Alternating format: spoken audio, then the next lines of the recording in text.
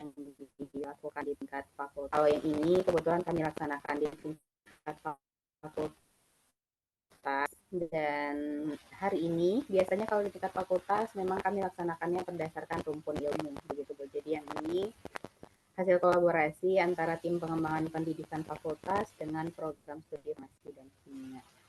Topik hari ini tentunya sangat menarik, integrasi bioinformatika dan kimia komputasi untuk inovasi obat.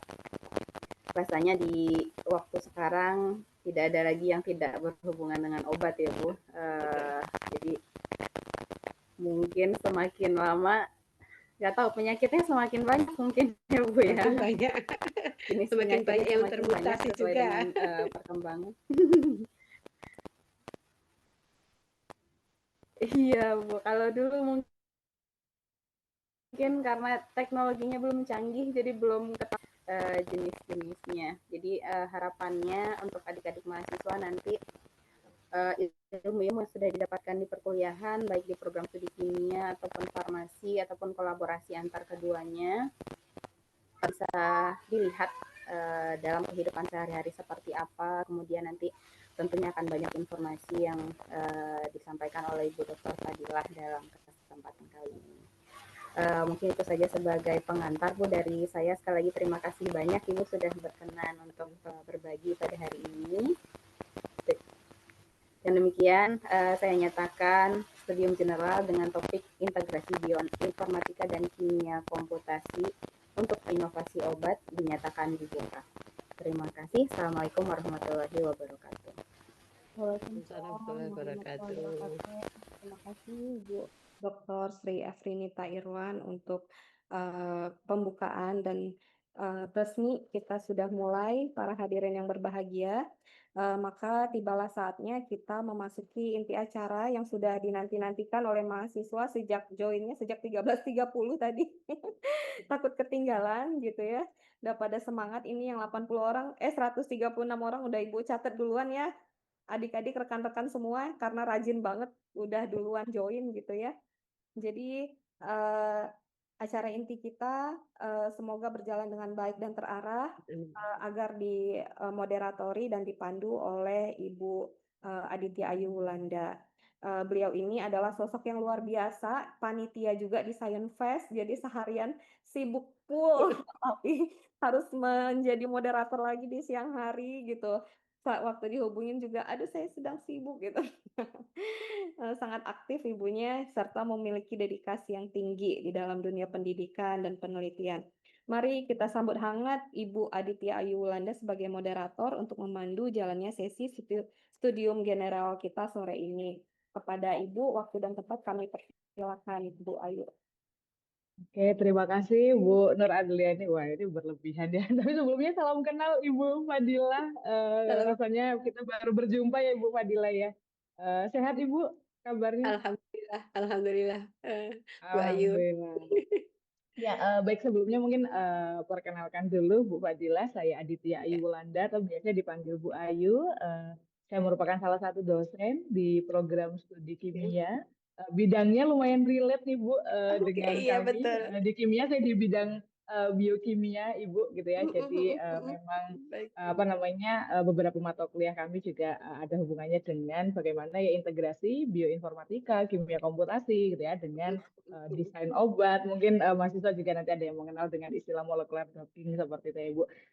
Oke, baik izin Bu Nur Adliani, kemudian tadi ada Ibu Wakil Dekan dan Bapak Ibu dosen yang juga bergabung pada siang hari ini, serta anak-anakku semuanya di sini. Rasanya tadi kalau saya lihat banyak peserta yang dari program studi farmasi, kimia, dan juga ada yang di luar bidang tersebut. Nah, harapannya pada kegiatan siang hari ini tentu saja kita mendapatkan wawasan yang baru gitu ya. Mungkin beberapa ilmu yang sudah kita dapatkan di kelas perkuliahan gitu ya. Coba nanti kita akan mendapatkan wawasan yang baru dari narasumber yang sudah kita undang dan alhamdulillah Bu Fadilah hadir pada siang hari ini. Nah, namun sebelumnya izin Ibu untuk saya bisa membacakan singkat ya kurikulum vitae dari Ibu Fadila.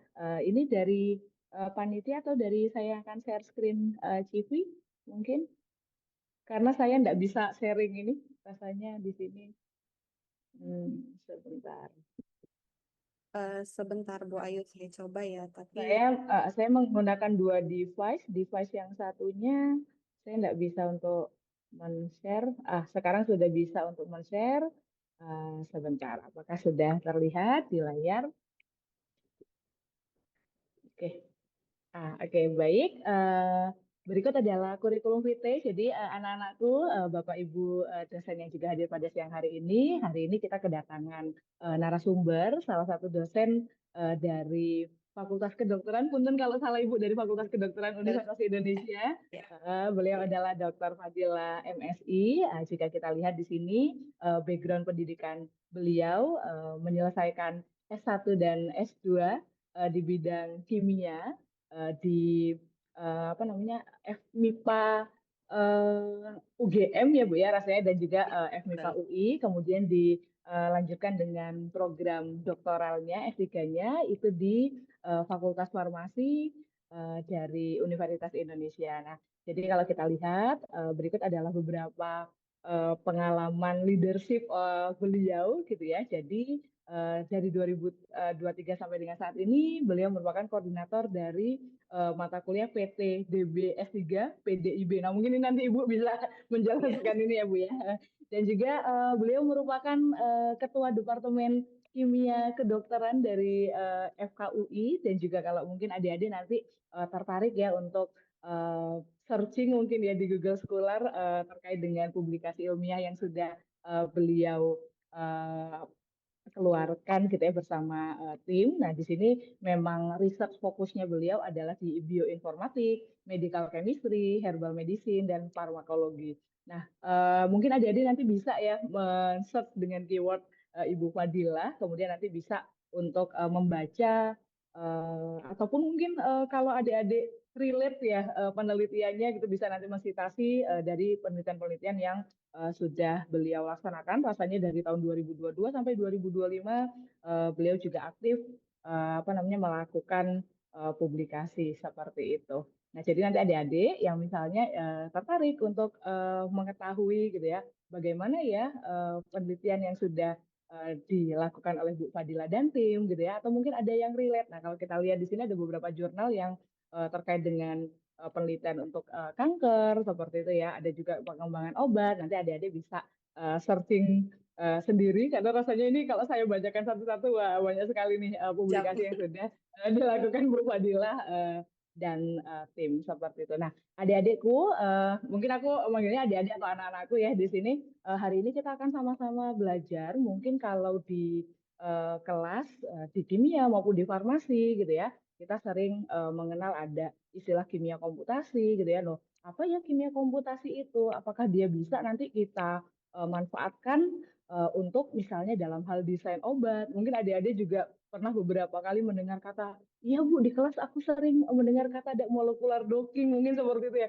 Itu sebenarnya apa sih Bu? Gitu ya. Terus ada yang apa namanya pernah dengar juga penelitian in silico gitu ya, atau penelitian lab kering gitu ya. Nah, nanti kita akan coba sama-sama mendapatkan pengetahuan adik-adik, karena di sini rasanya adik-adik yang bergabung juga nggak cuma yang tingkat semesternya tinggi nih Bu Fadila gitu ya, juga ada adik-adik yang apa mungkin masih sampai dengan TPB maupun di semester 3. Nah, nanti kita sama-sama mendapatkan wawasan dari Bu Fadila. Nah, oleh karena itu Bu Fadila, kami persilahkan untuk Ibu bisa memaparkan materi pada siang hari ini.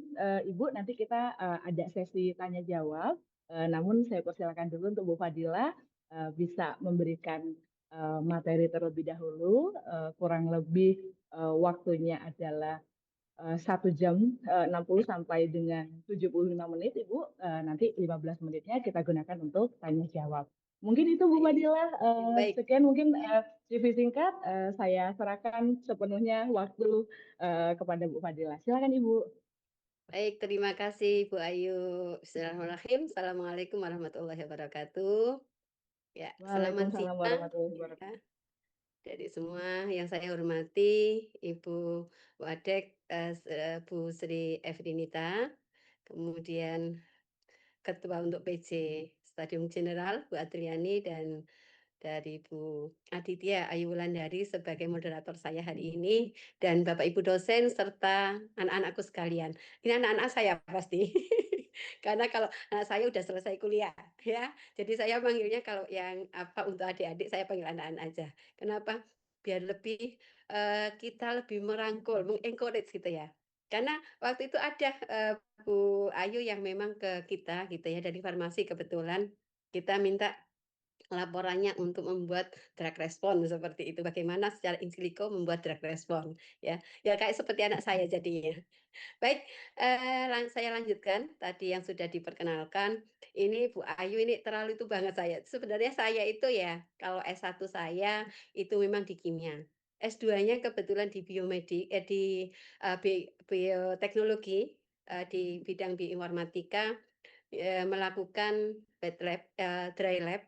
Kemudian S3-nya baru saya desain obat menggunakan komputer di farmasi. Jadi izin, tadi saya tidak menggurui, tapi nanti kita diskusi. Bisa sharing kira-kira pengalaman tahun 2009 saya itu untuk melakukan in silico. Itu tantangannya bagaimana sampai sekarang 2005 sampai bisa membuka program studi bioinformatik yang memang itu satu-satunya S2 di Indonesia, itu ada program bioinformatik yang memang di situ juga mengintegrasikan tadi yang sudah disampaikan oleh Bu Wadek ya terkait Bu Wadek satu tadi terkait bagaimana pengembangan obat saat ini, karena obat-obatan saat ini sangat berkembang sekali, yang mana obat-obatan itu tidak bisa trial and error lagi, akan tetapi kita perlu pendekatan yang terkait menggunakan beberapa mesin komputer, menggunakan SPC High Performa Computing. Kenapa? Karena data-data genomik, data-data omik, semua itu akan terhubung, terlink dengan bagaimana kita akan bisa mengencourage terkait inovasi penemuan obat. Izin share screen terkait PPT yang akan saya sampaikan pada hari ini. Mungkin judulnya agak berbeda ya, akan tetapi ini pendekatannya hampir sama. Kenapa?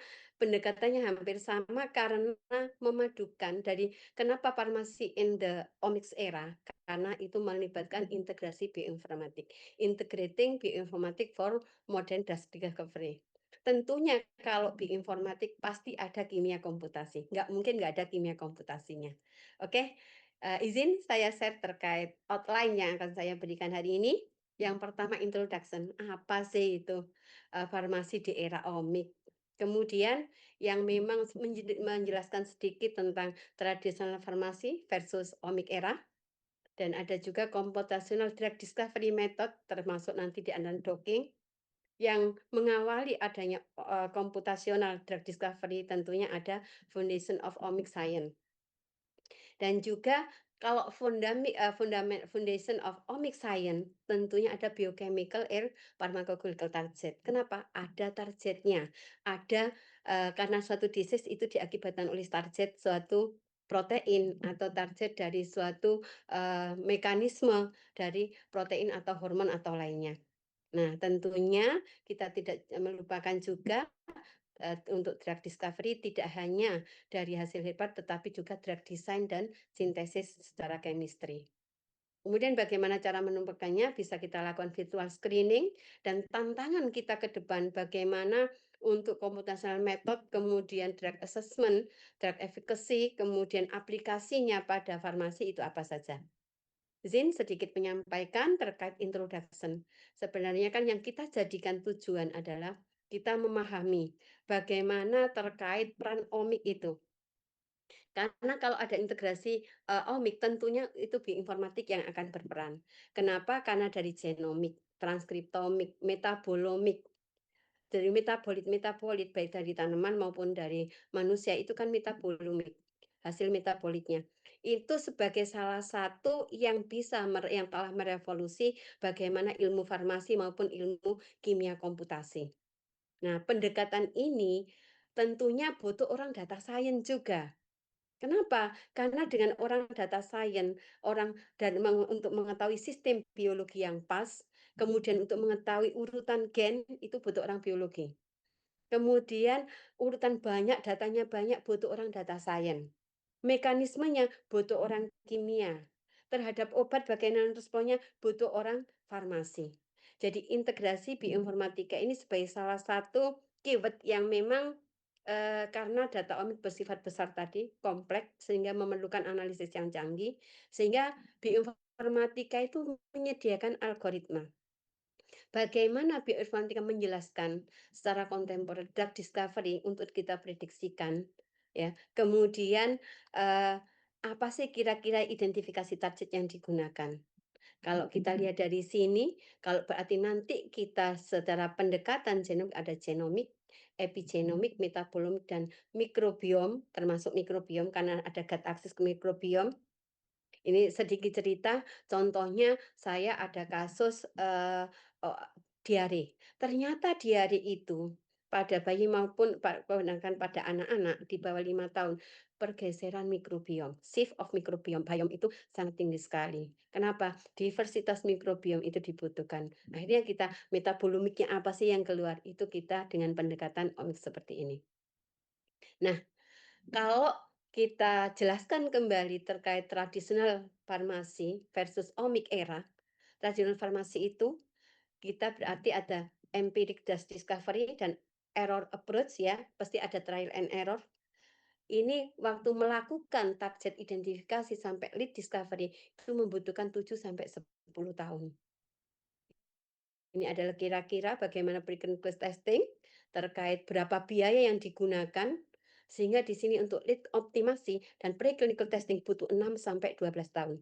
Jadi sampai rilis FDA, obat itu membutuhkan kurang lebih 15 tahun sampai 20 tahun. Dengan biaya berapa? Kurang lebih 1.000 miliar dolar ya. Itu lihat tadi kalau dijumlahkan berapa itu kira-kira. Itu hanya satu obat yang one approved by FDA. Nah, ini jadi tantangan akhirnya. Apa yang harus dilakukan? Kalau kita tidak hanya berfokus pada sintesis obat sintesis, akan tapi uji biologi yang secara klasik itu kan kita tentunya membutuhkan waktu yang lama. Akan tetapi dengan database-database tadi, kalau kita lihat sini, kalau ini versus data driven. Kenapa data driven? Karena di sini ada data omik, ya. Kalau di sini saya sebutkan ini data RNA atau DNA genomiknya. Kemudian di sini ada data protein, ya. Kemudian satu lagi kalau saya bisa menyebutkan bahwa ini adalah data senyawa kimia yang saat ini senyawa kimia itu kan banyak. Ada di PubChem, ada di GenSpider. Nah, ada di drug discover drug bank. Kemudian data mikrobiom, yang mana kesemuanya ini, omik-omik ini, itu memiliki data yang perlu kita validasi ulang. Kita menggunakan apa? Menggunakan mesin learning. Karena adanya big data, otomatis kita ada mesin learning untuk memfasilitasi. Mesin learning itu apa? Di dalamnya ilmu kimia, komputasi juga terlibat. Pasti kalau kita membicarakan tentang komputasi, di situ pasti ada machine learning atau artificial intelligence. Fungsinya untuk apa? Memappingkan, memprofiling bagaimana data omik ini bisa kita lakukan, bisa kita prediksikan dengan adanya machine learning, maka akan memberikan knowledge integrasi and drug development. Fungsinya untuk apa? Memangkas tadi yang 7 sampai 10 tahun tadi bisa dipangkas dengan adanya waktu kita melakukan integrasi bioinformatik dan kimia komputasi atau dengan pendekatan artificial intelligence ini. Harapannya apa? Dengan pathway precision medicine itu akan bisa kita lakukan ke depan. Perubahan ini kan otomatis menuntut kita berkolaborasi multidisiplin, nggak bisa kita sendiri. Karena personalis terapi itu tentunya kita dengan omik bioinformatika itu dan komputasi bioinformatika ini semuanya akan menjadi atau memfasilitasi pendekatan personalis medicine ini. Jadi pengobatannya lebih personal. Kalau dulu kan pengobatan semua langsung digunakan untuk semua kayak gitu. Kemudian kalau saat ini sudah tertarget, terapi target aja EGFR pada beberapa untuk kanker breast cancer contohnya, itu udah terapi tertarget. Nah, makanya banyak kajian-kajian yang diarah ke sana. Kemudian KIRAS, Kemudian ada beberapa lagi yang memang, terapi tertarget saat ini sesuai dengan terapi untuk precision medicine. Nah, farmasi ini dari kegiatan farmasi genomik ini mengungkapkan bagaimana kita bergeser antara ke rational drug design dengan memanfaatkan basis data besar ini, kemudian dilakukan kombinasi high throughput screening menggunakan komputer.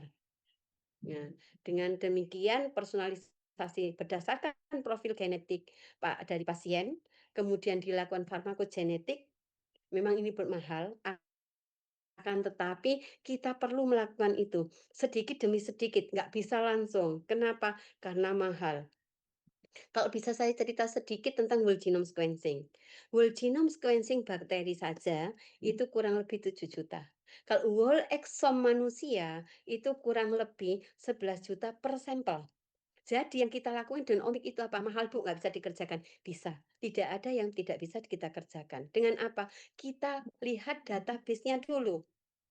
Karena di NCBI itu banyak, data omik itu banyak disediakan. Kenapa? Kita tentunya filosofi kita yang untuk personalized medicine ini perlu kita lakukan dari banyak hal pendekatannya. Saya harap nanti anak-anak sekalian, kemudian dari teman-teman sejawat, teman-teman Bapak Ibu dosen yang memang nanti terkait jangan menyerah, pokoknya kita itu bisa. Dengan cara apa? Kita dengan mining database. Database banyak sekali. Contohnya nanti ada Science Data, kemudian ada di NCBI, kemudian di Geo, dengan SRI ini banyak sekali, itu bisa kita manfaatkan. Makanya data driven di sini bisa kita gunakan untuk pada Omik era ini bisa kita gunakan pendekatan-pendekatan tersebut. Next, saya lanjutkan terkait makanya pendekatan computational drug discovery itu yang tadi saya sebutkan bagaimana kita menggabungkan simulasi in silico tadi yang sudah disampaikan Ibu moderator Ibu Ayu bahwa in silico simulasi itu sebagai salah satu dry lab. Kenapa dry lab? Karena dilakukan di dalam komputer. Kenapa dry lab disebut in silico? Silikon kan? Komputer itu kan silikon. Pertama kali komputer ditemukan itu di lembah silikon. Makanya disebut dengan in silico. Kita menyebutnya dry lab. Jadi kalau kita bioinformatik, tidak bioinformatik itu molecular docking, akan tetapi bagian dari molecular docking itu adalah di antara bagian dari bioinformatik itu salah satunya adalah in silico molecular docking. Kemudian menggunakan apa lagi? Pasti menggunakan mesin learning. Kalau tidak menggunakan mesin learning, contohnya kita melakukan fragmen. Di senyawa kimia itu kan ada marker-marker tertentu. Benzen, apakah sebagai H donor kah atau H akseptor? Nah, adanya atom satu dengan atom yang lain. Dengan target yang kita gunakan atau kandidat yang akan kita gunakan itu, pasti dia memiliki, makanya kalau di molecular docking, itu biasanya dijelaskan bagaimana antara jarak ikatan dengan delta G-nya berapa sih? Jarak ikatannya antara hidrogen bond-nya atau dia pi stalking-nya berapa, kan gitu. Nah, itu sebenarnya untuk mengetahui atomic level in silico menggunakan biasanya kan algoritma itu untuk dari mesin learning. Untuk apa di sini? Untuk mereduksi waktu dan biaya. Kemudian biasanya dari farmasi komputasi atau dari kimia pasti mengenal fragment based drug design. FBDD atau fragment based drug design itu contohnya farmakofor, ada kisar. Nah, farmakofor kebanyakan di sini. Jadi kira-kira ligan itu berarti senyawa aktif dari tertentu dilakukan HTS itu high throughput screening. High throughput screening menggunakan komputer. Kalau kita menggunakan array, biayanya mahal. Nah, dengan adanya FBDD Medication Optimization yang ada di samping ini, skema seperti ini, itu otomatis high throughput screening bisa dilakukan untuk mereduksi apa? Efisiensi. Reducing drug development time itu pasti dilakukan. Daripada kita mencoba. Kalau saya dulu pernah melakukan kisar gitu kan, kisar satu kita lihat. Akan tapi saya melakukan farmakofor juga. Dari kandidat yang saya decoy itu kan senyawa-senyawa perancu atau senyawa-senyawa pengecoh. dia dari active site akan tetapi dia tidak aktif gitu kan. Dari tidak aktif yang mana dia memiliki yang gugus yang sama akan tetapi itu tidak aktif pada si active site yang kita gunakan. Sehingga itu perlu kita lakukan menggunakan pharmacophore. Berapa training setnya, kemudian test setnya berapa, kemudian baru setelah itu kita hitung AUC-nya berapa, selektivitas kah atau dia bisa kita masukkan ROC-nya berapa, undercover-nya berapa itu kita hitung. Untuk menghitung apa selektivitas dan sensitivitas. Biar kita tahu true positif atau false positif. Kemudian kalau kita lihat lagi dari beberapa data tadi, dari data-data omik, tentunya ini sebagai salah satu capaian evolusi atau untuk drug discovery pada 21 century ini ya, pada perkembangan obat yang pertama tahun 91 kita lihat protein identifikasi dengan apa pelabelan. Akan tapi pada 94 udah mulai tuh bagaimana penemuan mTOR sebagai target dari rapamycin. Jadi obat-obat kanker ini. mTOR itu kan biar untuk sebagai obat-obatan untuk kanker. Tahun 2002 itu ada SILAC ya. Kemudian 2003 sebagai Human Genome Project. Ini yang memang terkait pendekatan omik sebagai tonggaknya omik ada di NCBI itu Human Genome Project. Itu udah komplit genome ada pada tahun 2003. Terpublikasi di Nature di 2003 140.000 gen yang mana dari situ bisa digunakan masing-masing gen tersebut pendekatan dengan pharmacophore screening. Jadi pada tahun 2003 ini karena mulai omik dilakukan pendekatan obat-obatannya dengan pharmacophore screening. Pada tahun 2004 mulai diidentifikasi pada target EGFR untuk nasopharyngeal cancer dan high throughput targeting dengan molecular docking tahun 2004. Jadi 2004 itu sudah mulai. Walaupun dulu sudah mulai akan tetapi tonggak untuk drug discovery menggunakan omics data itu pada tahun 2004. Kemudian GWAS itu Genome Wide Associasi. Bagaimana Genome Project yang karena adanya Human Genome itu maka dilakukan aplikasi GWAS dengan penemuan obat. Pada tahun 2006 ada Similarity Assessment yang mana bagaimana struktur itu termasuk pharmacophore untuk melihat bagaimana lethal dose suatu chemistry suatu bahan kimia. Kemudian pada tahun 2012 ada teknologi untuk CRISPR. Dan pada tahun 2014 itu kisar yang memang ini salah satu tonggak juga original gun menggunakan deep learning ya untuk kuantitatif struktur activity. Bagaimana sih dia menghasilkan obat itu dengan kisar ini? Nah, kemudian deep learning mulai itu tahun 2017 sampai 2020 deep learning udah menggunakan deep learning fungsinya untuk apa entry data untuk artificial intelligence jadi pendekatan integrasi bioinformatik dan kimia komputasi bagaimana untuk clinical trial untuk apa untuk novel target for RS treatment demikian juga untuk integrasi dari AI chat yang memang functionality knowledge graph-nya, mungkin ini dari data science ini. Data science berperan di sini. Kenapa? Karena data database itu banyak.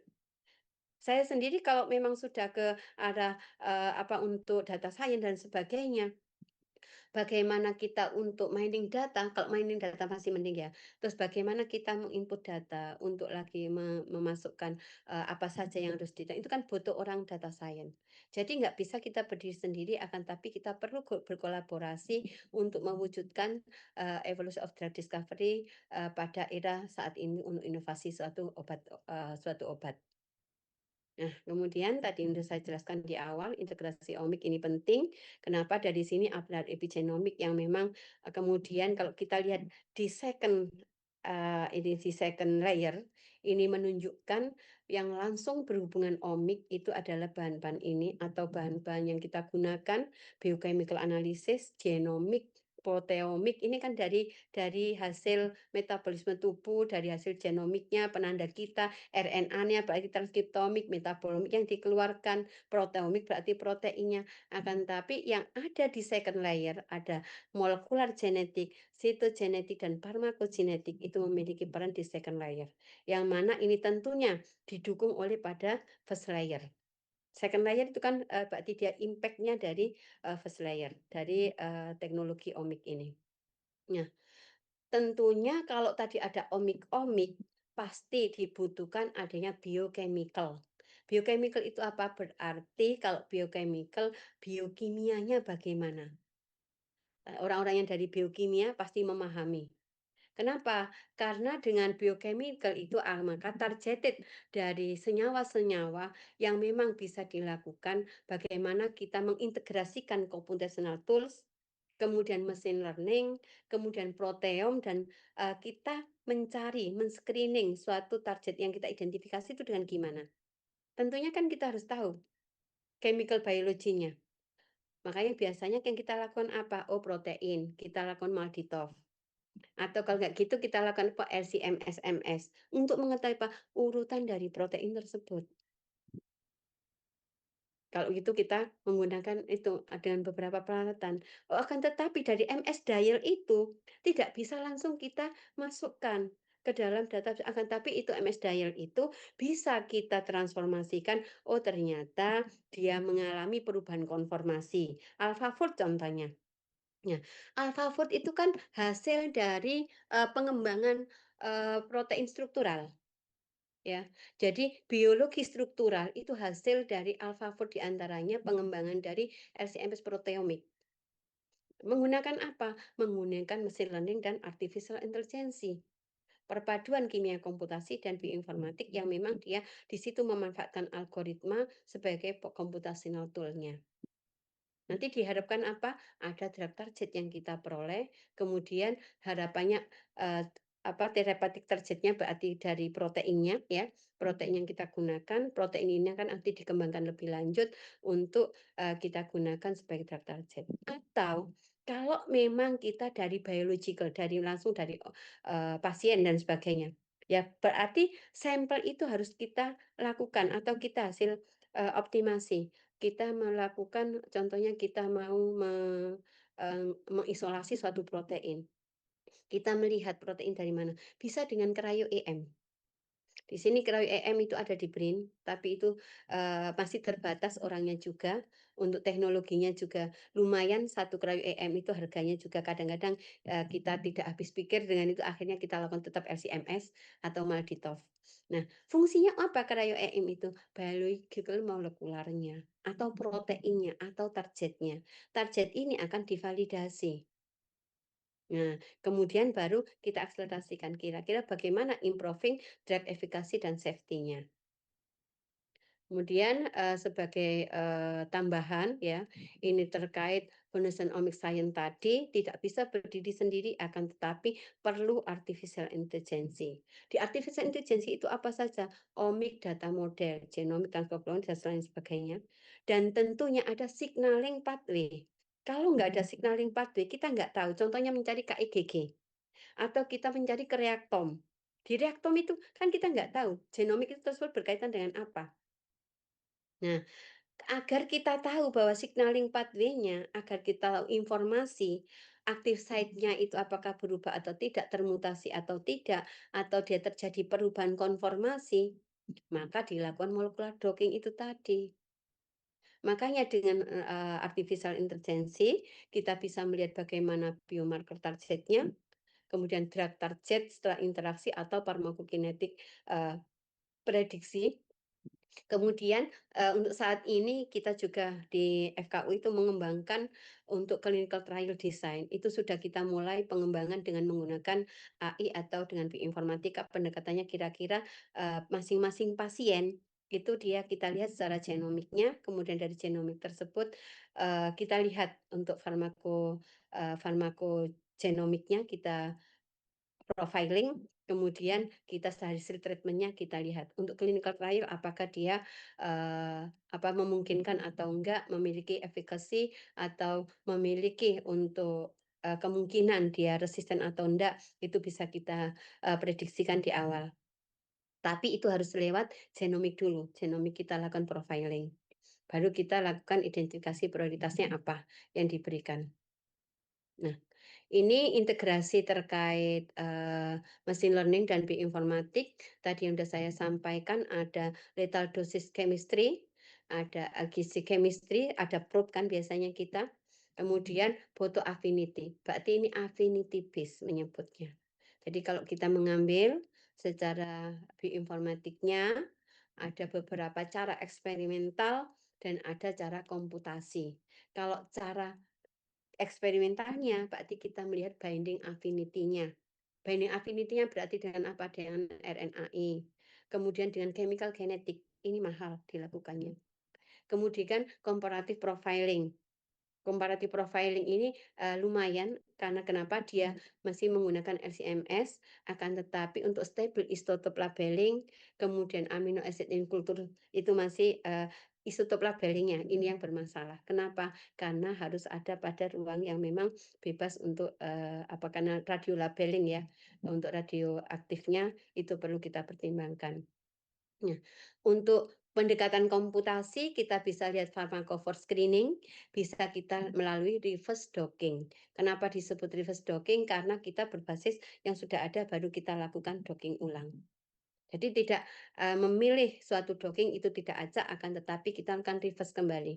Apa benar ini kita lakukan seandainya ada query ligand, kita tambahkan dari basis data tadi, kemudian kita lakukan deep learning atau dengan menggunakan artificial intelligence, dari situ kita lakukan bagaimana strukturnya, apakah dari pharmacophore setelah kita satukan itu memiliki data yang memungkinkan atau informasi active site-nya di mana, kemudian secara komputasi eksperimen dan komputasi ini kita jadiin satu informasinya, kita integrasikan membentuk target identifikasi.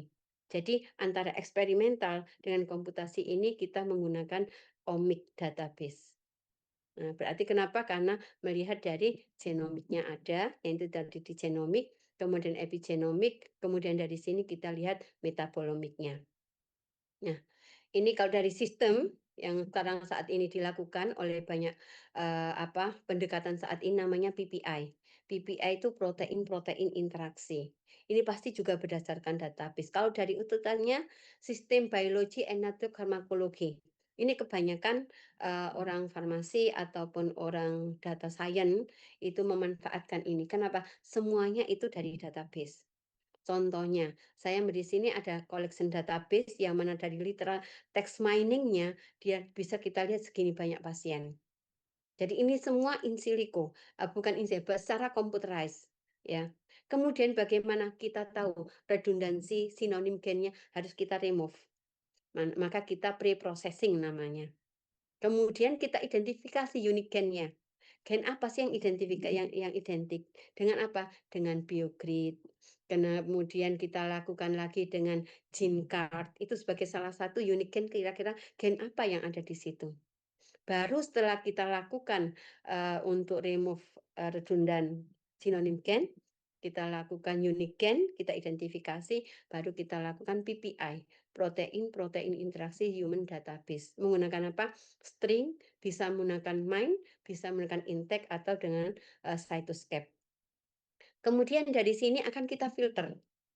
Betweenness-nya berapa sih? Jaraknya berapa? Masing-masing node antara yang dari target-target tadi, gen-gen tadi, memiliki jarak berapa? Itu kita sebut filtering Kalman interaction. Node dan between. Betweenness-nya jadi warna-warna, ini adalah node dari gennya. Kemudian yang penghubung, ini adalah edge-nya. Edge-nya itu berarti dia jaraknya dia berapa. Nah, dari sini Kalman interaction itu seperti ini. PPI network. Dari PPI network ini nanti selanjutnya kita karakterisasi. Apa saja yang dikarakterisasi? Degree distribusi. Kemudian ada closeness centrality. Kemudian between centrality. Kemudian tetangganya itu berapa jaraknya, baru eigenvektornya. Dari situ baru kita lakukan hub. Tanya hub gene-nya berapa, ini kira-kira kita setelah bottleneck hub, itu yang kita lakukan adalah kita melakukan terkait modul community finding-nya. Dari sini kita optimasi, kemudian dari sini kita lakukan bersama-sama untuk mencari modul atau community finding. Jadi keterikatannya nanti berapa sih gen antar gen? Biasanya kalau kita lihat dari sini, semakin gen tersebut memiliki peran penting, maka node-nya itu semakin besar. Atau bisa dibedakan dengan warna. Warnanya semakin gradasi warnanya semakin memudar, berarti itu memiliki jarak atau node-nya yang rendah. Nah, setelah itu baru kita melihat bagaimana fungsional analisisnya dan disease yang dianotasi. Apakah fungsional analisisnya dia melibatkan pada pathway apa? Itu biasanya dari fungsional analisis kita menggunakan GSEA atau kita melakukan KEGG. Nah, kemudian tentunya kita tidak terlepas juga dari drug design ya. Untuk drug design dan discovery itu untuk sintesis tetap masih dikerjakan karena saat ini kita masih membutuhkan ya, karena belum tidak semuanya bahan yang yang di kita itu kan memang untuk pengobatan itu kan tidak itu ya, tidak menggunakan yang ada itu kan tidak menggunakan herbal. Herbal itu kan belum diakui secara nasional dan di Indonesia kan belum. Akan tapi masih obat-obatan yang memang kita itu berdasar dari barat gitu ya. Jadi itu yang perlu kita itu kan kembali bahwa drug design dan sintesis chemistry karena ini sangat mahal sekali, belum banyak dilakukan. Obat-obatan itu banyak yang memang diimpor dari luar. Contohnya paracetamol aja. Paracetamol sampai saat ini di Indonesia itu walaupun bisa kita lakukan ya sampai menristek waktu itu dari Dikti itu menristek ya, menristek kemudian berkolaborasi dengan bagaimana untuk produksi paracetamol yang murah karena paracetamol sampai saat ini dari Cina. Paracetamol yang kita produksi itu lebih mahal. Kebetulan saya terlibat di itu untuk sintesis paracetamol dengan print. Itu kita memanage biaya itu susahnya setengah mati gitu ya. Nah, ini sebagai catatan bagi kita bagaimana kita mereduksi dari untuk sintesis ini ya, perlu kita lakukan. Bagaimana memudahkan kita untuk mensintesis. Ya, kemudian kita bisa lihat lagi apa sih yang sebenarnya bisa kita lakukan gitu. Karena makanya ada pendekatan yang beberapa tahun ini 2023 ini dilakukan konsep umum di generatif model ya, atau dengan pendekatan model ini kita melihat bagaimana menghasilkan sampel baru yang realistis untuk algoritma identity drug kandidat. Fungsinya untuk apa? Dengan adanya pendekatan ini, regresi meniru proses dari generatif diharapkan menghasilkan sampel baru yang realistis. Kemudian juga ada dari variatan autoencoder atau FAE. Fungsinya untuk apa? Ini sebagai inti arsitekturnya atau encoder. Kemudian interference network-nya itu prinsip variasional. Artinya gini, tidak menghitung likelihood extract, melainkan memaksimalkan eviden lubonnya berapa. Jadi ini butuh orang kimia, ikatan kimia dan sebagainya seperti itu. Fungsinya untuk apa? Merekonstruksi loss. Akurasi hasil rekonstruksinya itu biar lebih bagus. Nah, kelebihannya apa? Dengan mudah dioptimasi. Kenapa? Karena loss differentiable. Kemudian kualitas profiling kalau dibandingkan GAN VA ini akan tetapi dengan adanya GAN ini karena inti arsitekturnya itu generator menghasilkan data palsu dan noise-nya tinggi. Jadi keduanya ini saling memperbaiki. Karena dari satunya tadi dia akan gambarnya kalah dengan GAN. Akan tetapi yang GAN ini sulit menilai likelihood dari data. Jadi keduanya punya tujuan masing-masing yang mana itu harus dipadukan. Model probabilitasnya, kemudian kalau GAN itu kan game adversarial, kemudian kualitasnya cenderung agak blur, kemudian kalau GAN itu sangat tajam, maka pendekatan keduanya perlu simulasi docking, simulasi molekular, ya, simulasi molekular dinamik. Molekular dinamik itu waktunya kan stabil. Berapa sih kita mengisinya waktu itu? Rentan mode collapse-nya berapa? Memerlukan trik yang memang perlu kita latih agar stabil secara konvergen. Nah, kalau molekular dinamik itu kalau kita lihat molekular docking itu kan dihampa. Kemudian kalau molekular dinamik itu sesuai NPT-nya berapa? Terkait simulasi waktu, kemudian tekanan dan juga suhu itu dipertimbangkan, ya. Ini beberapa kelebihan dari variational encoder, autoencoder, dan GAN yang memang keduanya dimanfaatkan untuk molecular docking dan molecular dynamic. Fungsinya untuk apa? Untuk optimasi farmakokinetik dan farmakodinamik properties dari senyawa yang akan kita desain. Nah, ini sebagai salah satu contoh virtual screening.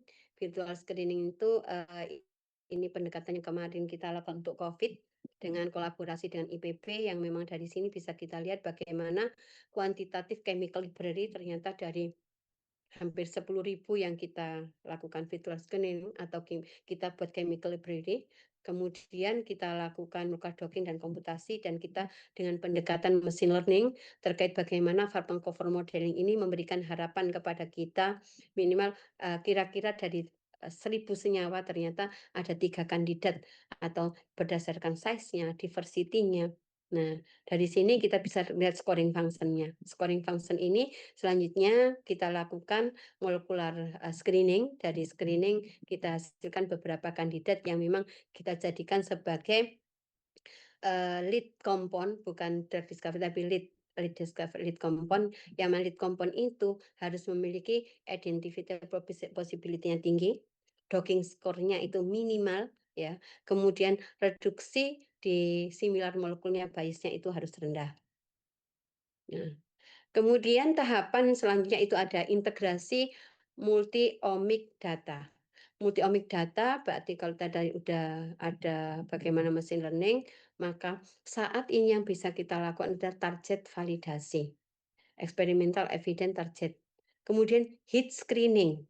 Hit screening ini dari mana? Ya screening panotip yang kita screening dari tanaman-tanaman, kemudian dari tersebut kita lakukan hit to lead. Kita lakukan docking, dan kemudian baru kita optimasi. Optimasinya dengan apa? Optimasinya dengan menggunakan preclinical study, baru kita hasilkan candidate selection. Ya. Dari computational method tadi yang sudah saya sebutkan mungkin hanya molecular docking, akan tetapi selain molecular docking maka kita juga bisa memprediksikan bagaimana terkait toxicity, ya.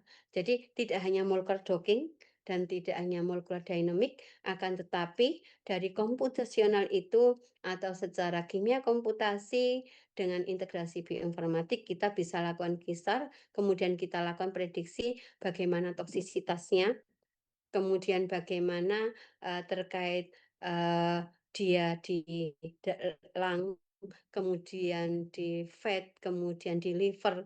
Nah, secara bagaimana mensimulasi atau identifikasi toxicity related biomarkernya kira-kira bagaimana sifatnya, itu bisa kita lihat dengan multi-omic. Ya, jadi ini hubungannya di sini untuk apa? Metaboliknya itu, pathway-nya masuk kemana. Kita lihat apakah mampu drug ini menginduksi serta toksisitasnya berapa. IC50 itu tidak saat ini tidak harus kita lakukan secara in vitro atau kita lakukan dengan cell line, akan tetapi sudah mampu kita prediksikan dengan menggunakan data warrior contohnya, itu sudah bisa memprediksikan bagaimana toksisitas maupun admetok termasuk administrasi, distribusi, kemudian PKCSM untuk farmakokinetik maupun farmakodinamik dari suatu obat.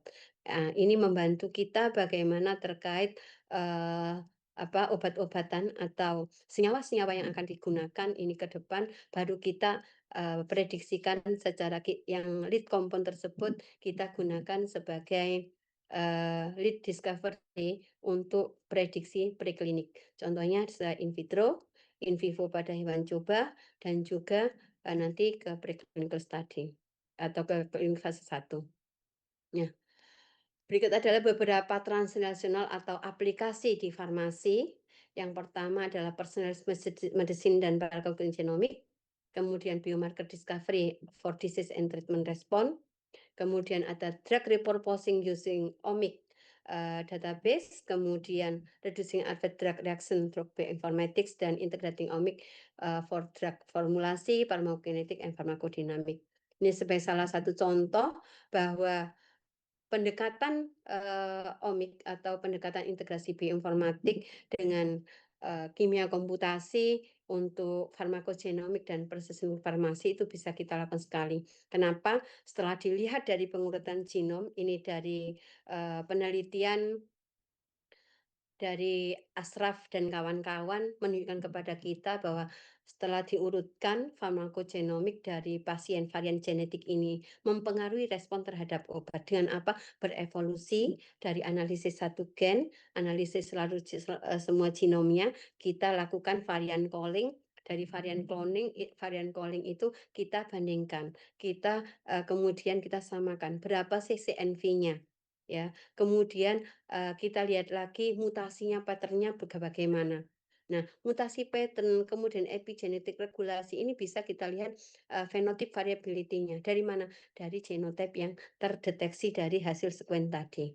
Nah, CNV, mutasi itu bisa digunakan untuk bagaimana kira-kira treatment terhadap suatu pasien atau treatment terhadap apa namanya si sampel yang akan kita gunakan. Sehingga dari sini bisa kita ketahui genetik varian itu penting memiliki impact terhadap drug efficacy dan dosis yang digunakan. Nah, yang kedua yaitu biomarker discovery for disease treatment. Kalau kita lihat lagi bahwa biomarker genomik, kalau yang bawah ini terapi untuk biomarker discovery, respon bladder cancer, utilizing machine learning, ini sebagai studi kohort yang dilakukan di Calgary. Ini ada teman saya di sini, makanya saya kebetulan saya waktu itu ikut di sini dan untuk publikasinya memang saya terlibat di satunya. Nah, ini menggunakan pendekatan metode bioinformatika yang dianalisis bagaimana ekspresi gennya, estimasi tingkat kelangsungan hidup. Otomatis kalau tingkat kelangsungan hidup kemudian itu kan dihubungkan dengan klinisi. Nah, kemudian baru seleksi gen konsensus, apakah ada perbedaan atau enggak. Izin sebentar, karena ini di sini itu agak itu saya sebentar. Boleh, Bu.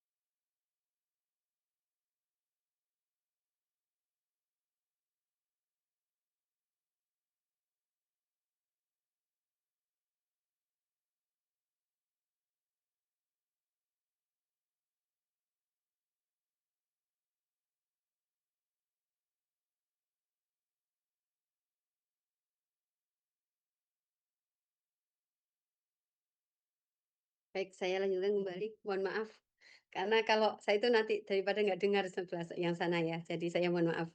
Nah, ini terkait biomarker discovery for disease and treatment response dengan pendekatan bioinformatik dan kimia komputasi, maka kita juga bisa melihat bagaimana biomarker-biomarker yang menjadi dari hasil sequencing itu kita ketahui bahwa seleksi gennya, konsensusnya itu bisa kita lihat dengan pendekatan apa? Berbasis elastic net, yang mana ini digunakan sebagai teknik machine learning menunjukkan hasil yang signifikan. Ini sejalan dengan penelitian saya yang memang pada tahun 2024, nih germline mutasi profiling of breast cancer patient using non-BRCA sequencing panel. Itu juga demikian, ternyata non-BRCA itu profilingnya terlihat berbeda. Dari situ kan kita memadukan, ternyata dengan pendekatan ini, treatment apa pada pasien yang bisa kita gunakan pada klinis. Jadi pendekatan-pendekatan ini kan teraplikatif gitu ya, itu yang akan kita gunakan ke depan terkait drug discovery atau inovasi obat. Nah, ini sudah satu contoh lagi yang tadi saya sampaikan di awal bahwa biomarker screening ini ternyata kita bisa mengidentifikasi contohnya dari DM menggunakan platform cohort dengan dia menggunakan desain cohort memprofiling metabolit dari pasien DM. Gambaran instan, maksudnya gambaran klinisnya mencerminkan informasi fisiologis dari pasien. Jadi dari sini bisa kita gunakan untuk diagnosis dan prognosis dini. Profilingnya, artinya apa? Berarti metabolomik itu bisa kita gunakan dari pasien, itu bisa kita gunakan. Ada juga yang memang dari pasien kemarin yang saya gunakan juga dari pasien terkait breast cancer. Itu ternyata metabolitnya kebanyakan itu pada jalur glukosa. Atau pada jalur emang PCA piruvatnya, kemudian perubahan glikolisis, itu yang banyak di situ. Antara pasien yang kanker sama pasien itu berbeda. Jadi dari situ kita biar tahu bahwa bagaimana biomarker ini bisa kita terkait pendekatan-pendekatan yang satu metabolomik, yang satu genomik. Nah, selain itu, karena ini dari sains ya, dari Fakultas Sains, kebanyakan perlu dilakukan drug repurposing. Drug repurposing itu untuk apa? Kalau kita lihat sini, multi-omic analysis. Nah, multi-omic analysis ini untuk mengevaluasi bagaimana mekanisme bortezomib dalam sel kanker payudara dari menggunakan sel kanker. Dan melanoma dan ketiganya digunakan, kemudian dari sini mengetahui, oh ternyata bortezomib itu bisa digunakan untuk drug repurposing untuk terapi kanker. Caranya seperti itu, hanya menggunakan sel lain. Itu kita bisa melakukan drug repurposing. Ini laporannya disampaikan di drug report ya, scientific report. Bisa kita, maksudnya data-data di sini kan sangat memungkinkan sekali ini bisa kita lakukan karena dengan pendekatan yang tidak terlalu mahal, akan tetapi pendekatan bagaimana transkriptomik mewakili dari terkait breast cancer menggunakan BT474, melanomanya A375 dan glioblastomanya A172. Ini secara in vitro. Nah, kemudian kita bisa juga melakukan reducing adverse drug reactive drug bioinformatik. Artinya apa? Bahwa dengan pada penelitian ini sistem biologi ya, kita bisa menggabungkan single target compound dengan teknik embedding. Kita samakan, kita gabungkan untuk embedding, kemudian dengan prediksi skala bahwa terkait protein terkait ADR. Ini adverse drug reaction. Ini melihatkan pendekatan dalam mengidentifikasi target protein yang berhubungan dengan ADR itu bagaimana. Ini kan penting untuk pengobatan yang lebih aman. Bagaimana ADR ini untuk terutama untuk orang yang farmasis ya.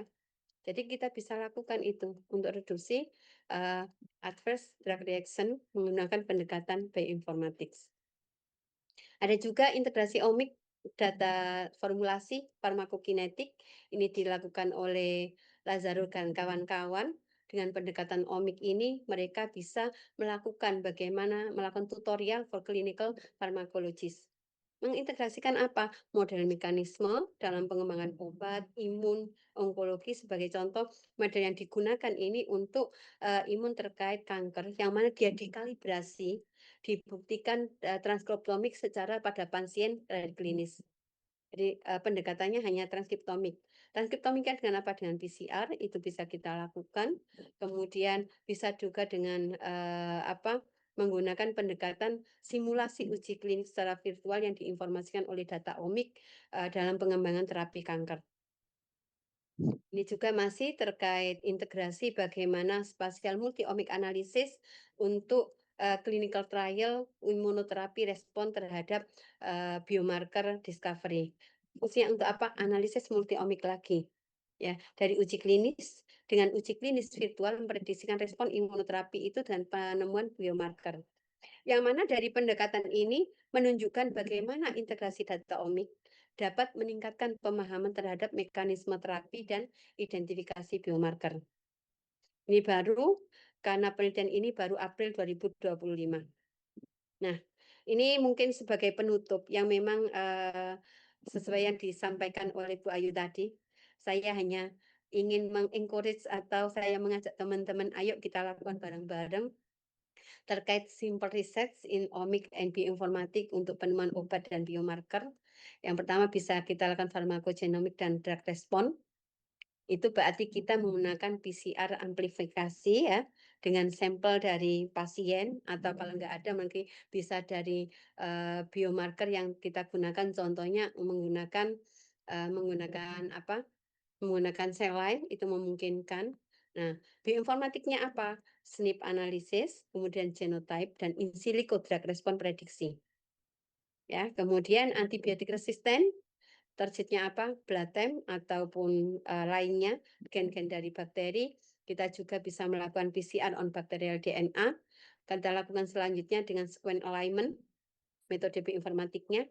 Kemudian gen data search, dan kemudian ada data resistensi terkait REST finder dan kita lakukan phylogenetic analysis.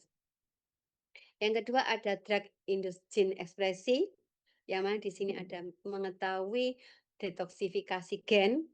Dari detoksifikasi gen ini bisa kita lihat bagaimana simple untuk metodenya kita lakukan treat simple pada sel lain.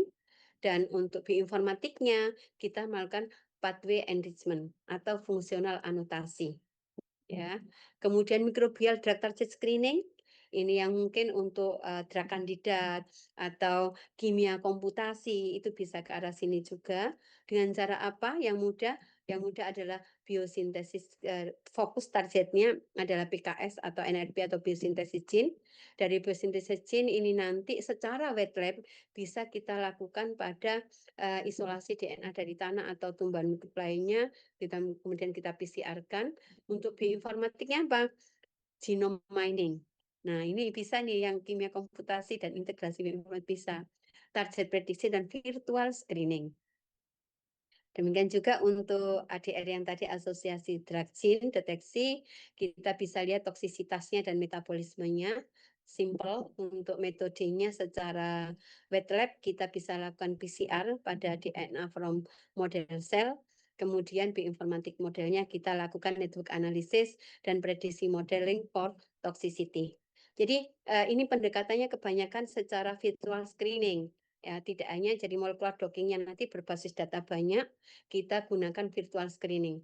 Kalau docking kebanyakan docking kan sedikit ya, kecil-kecil gitu. Paling senyawanya hanya 5, 10 kayak gitu.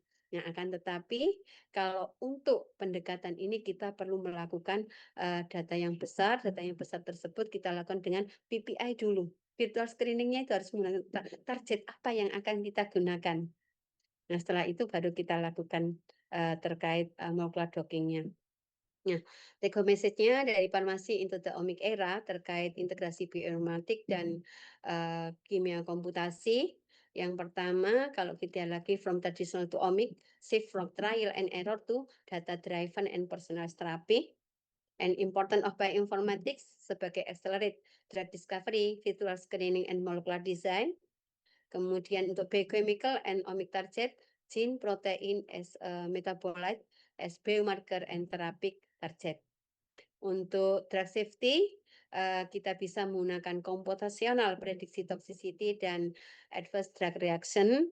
Jadi conclusion pada hari ini, pada sore hari ini, diantaranya bahwa integrated of omic and bioinformatik itu sebagai salah satu pendekatan modern penemuan obat terkait juga farmasis yang berkelanjutan, lebih efisien, presisi, dan aman. Harapannya seperti itu. Demikian dari saya. Terima kasih. Waktu saya sampaikan kepada Bu Ayu. Terima kasih Bu Ayu.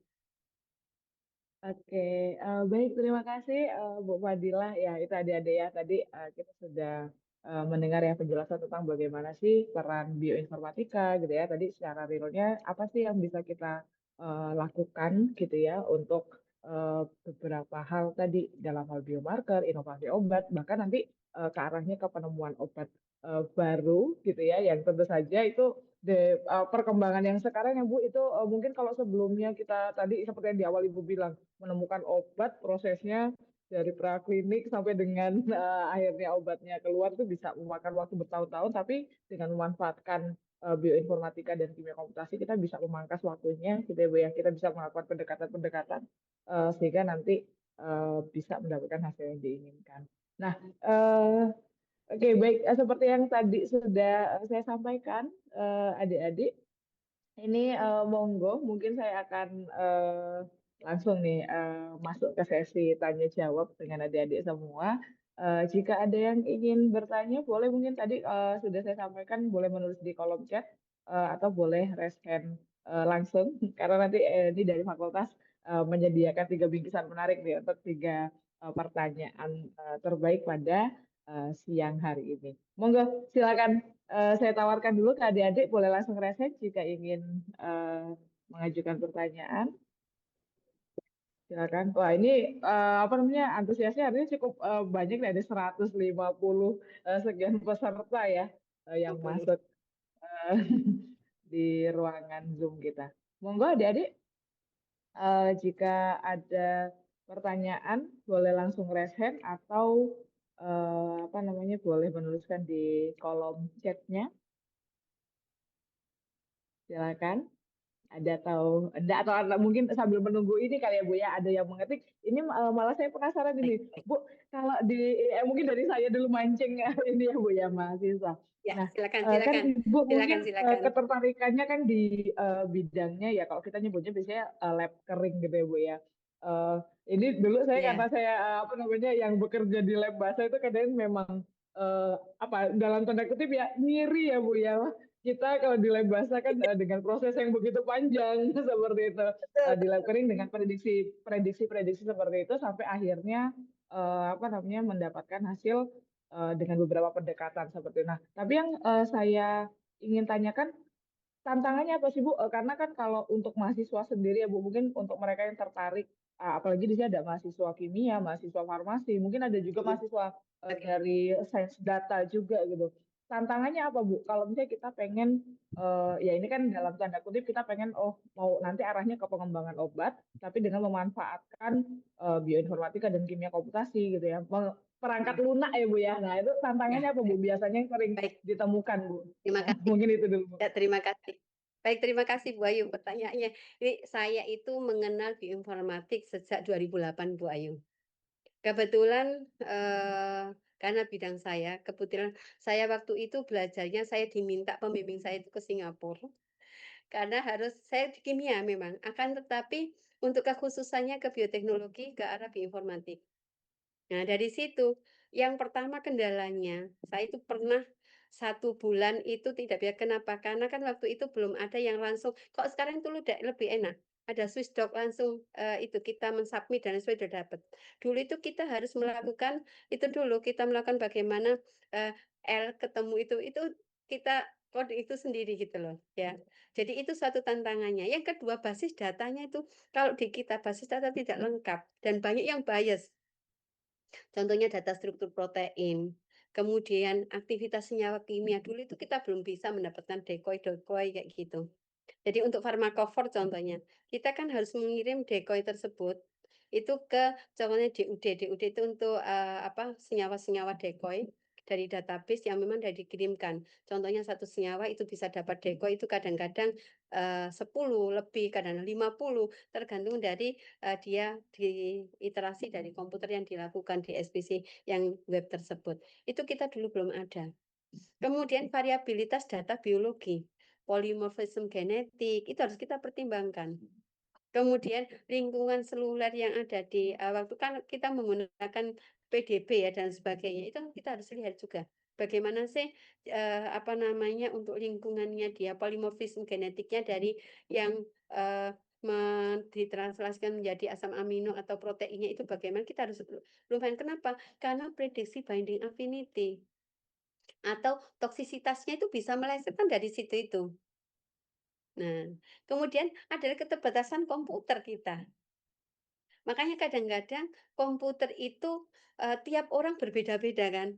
Kok hasil saya berbeda ya? Kenapa? Karena kecepatan komputer runningnya itu pasti berbeda-beda. Dari situ itu kita melihat bagaimana akurasi algoritma, scoring function pada docking atau machine learning untuk beberapa yang akan kita gunakan. Software-software itu kan tergantung dari itu. Jadi komputasi sumber daya itu sangat dihitung sekali. Molekular dinamik aja zaman saya waktu itu butuh waktu kurang lebih 3 bulan loh. Itu hanya contohnya 20 nanosecond itu. Kalau sekarang kan cepet itu. 100 nanosecond butuh waktu berapa? Karena ada SPC kan, High Performance Computing. Zaman 2008 belum ada performance computing di sini gitu kan. Saya harus melakukannya bolak-balik sana sini. Itu beberapa tantangan sebenarnya. Memang tidak hanya di Bu Ayu aja gitu. Karena di saya juga gitu. Saya itu mendapat tantangan pertama kali mengenalkan bioinformatik dan untuk pengembangan obat, untuk pengembangan biomarker. Dari pintu ke pintu di FK itu dari pintu ke pintu. Maksudnya dari departemen ke departemen ke klinik, dari pintu ke pintu. Itu tahun 2012 saya ingat itu.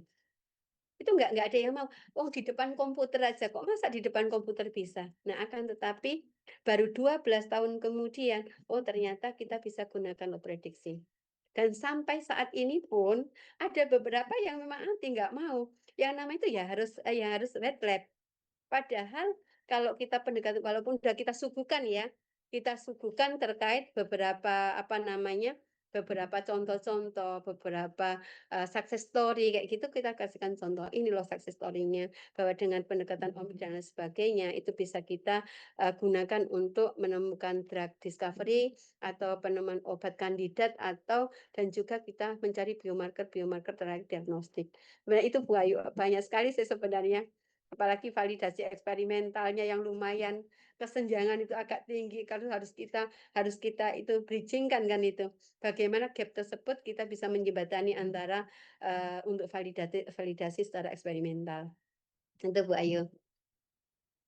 Oke, ya. Ini kayak sedikit curhat juga ya Bu. Mungkin kami juga di sini kalau udah mau bermain dengan kimia komputasi ya Bu, salah satu memang yang terkendala itu di device-nya ya Bu ya. Jadi kalau mau bermain apalagi di molekular dynamic ya Bu ya, itu beberapa waktu yang lalu beberapa mahasiswa kami akhirnya ya agak kesulitan karena memang kalau di sini kita belum punya apa namanya spesifikasi komputer yang memadai Kalau gitu.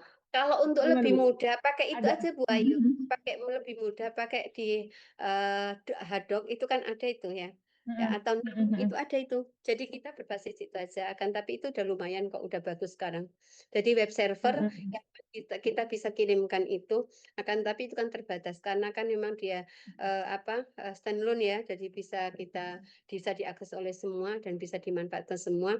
Kalau memang untuk anak S1 memungkinkan mending menggunakan yang itu karena kan kita bisa pelajari bagus itu yang dari Hadrock dan sebagainya. Kenapa Kak di NAM itu lumayan untuk molekular dynamicnya. Kemudian kalau memang untuk protein tuh protein bisa menggunakan Hadrock yang mana itu untuk mengkapel antara contohnya antibodi dengan protein itu bisa kita menggunakan Hadrock itu ya. Oh, oke. Nah, ini saya juga jadi ini Bu. Kan kalau kita misalnya mau bermain dengan kimia komputasi tentu saja banyak pilihan software ya Bu ya yang apa namanya bisa kita pilih. Nah, mungkin ada tips nggak ya Bu? Karena mungkin beberapa mahasiswa ya yang sekarang masuk ke penelitian mungkin ini ada mahasiswa farmasi ataupun kimia ataupun sains data yang tertarik untuk melakukan analisis bioinformatika seperti itu kan dihadapkan dengan oh ini harus pakai apa software mana ya yang kira-kira ini. Nah, kalau dari Ibu ada tips nggak Bu? Baik, baik, Apa untuk memilih itu? baik. Satu tentunya tergantung tujuan risetnya, Bu. Ya, kalau kita mau mencari docking yang cepat, high throughput, itu pasti ya perlu perhitungan. Ya, contohnya senyawanya 1000 kan nggak mungkin kita menggunakan autodock gitu kan. Nah, jadi kita lihat tujuan dari penelitian itu yang pertama. Kemudian docking presisinya yang tinggi itu yang apa? Misalnya terakhir itu docking yang presisinya tinggi. Pilih software yang memang memiliki algoritma scoringnya yang lebih detail. Harus itu.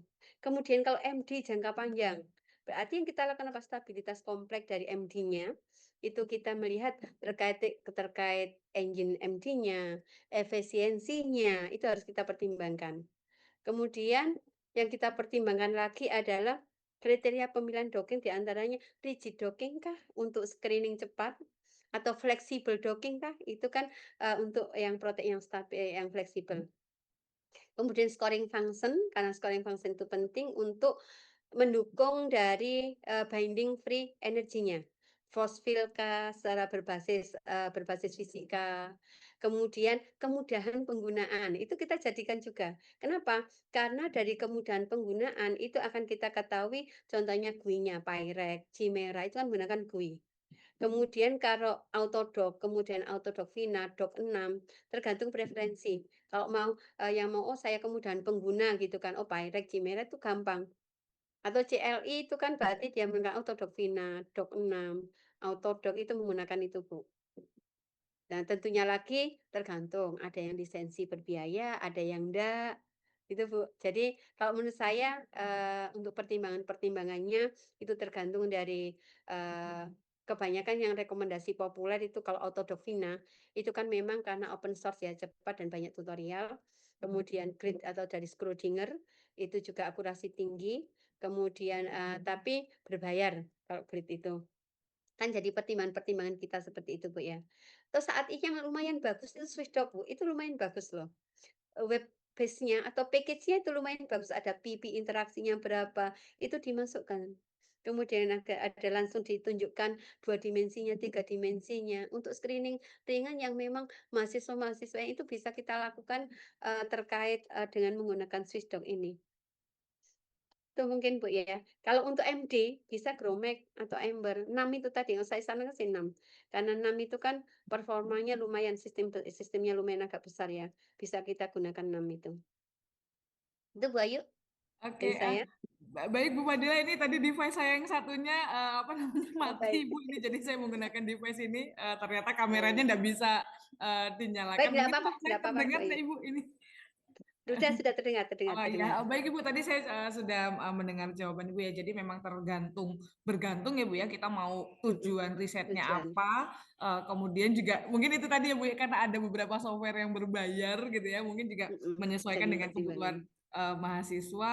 Dan tentunya tadi memang yang saya garis bawahi ya betul ya Bu ya. Kita cari yang apa skor akuratnya gitu ya Bu ya. Betul. Apa yang seperti yang kita inginkan. Oke, baik ini mahasiswa saya persilahkan. Aku ini mudah-mudahan suara Bu Ayu terdengar ya ini Nak ya. Silakan buat adik-adik mahasiswa yang ingin bertanya boleh langsung resen atau menuliskan di kolom chatnya. Silakan. Ada yang ingin bertanya? Mungkin ada beberapa. Ada yang dari prodi farmasi kan ini ya atau kimia? Monggo. Silakan, Nakku. Kita masih ada waktu Bu Ayu itu di 15.22. Q&A ada lagi yang bertanya. Oh, oke. Sebentar Iya. saya. Nah, baik, Bu. Ini ada. Mungkin saya izin membacakan Iya. pertanyaan ada Iya. di kolom chatnya, Ibu. Oke, sebentar. Ini ada dari Hervan Hidayat. Assalamualaikum Ibu, izin ingin bertanya. Nah, ini mungkin Hervan dari prodi apa ini, Naya? Tidak dituliskan nih. Bu, apa sih perbedaan mendasar dalam alur kerja dan tingkat keberhasilan penemuan obat antara era tradisional farmasi dengan pendekatan omik era yang seperti tadi Ibu Fadila sampaikan, yang mengintegrasikan metode komputasi, dan bagaimana Bu pergeseran paradigmanya ini secara spesifik mempengaruhi identifikasi biochemical and pharmacological target, Bu. Mungkin itu dari Baik. Hervan, Bu. Baik. Jadi terima kasih pertanyaannya ya. Bagus sekali ini pertanyaannya. Memang dari yang saya jelaskan tadi, mungkin agak berlibat gitu ya, apa lagi ini kan gitu ya, nggak langsung to the point gitu. Kalau bisa saya ulang kembali ya, yang pertama itu adalah tradisional farmasi. Kalau tradisional farmasi kita lihat secara paradigma pada titik awal penemuan, kalau kita lihat secara farmasi tradisional itu kan sumber inspirasinya itu kan berbasis phenotype driven. Artinya apa? Pengobatan efek obat alami dan atau kimia sintesis, misal tanaman obat, screening in vitro. Nah, itu dari sumber inspirasi awal. Kalau era omik itu bukan phenotype driven, akan tetapi target driven, berbasis data, berbasis molekular, tadi biochemical itu kan, berbasis molekular. Contohnya genom, proteom, metabolom, dan mikrobiom.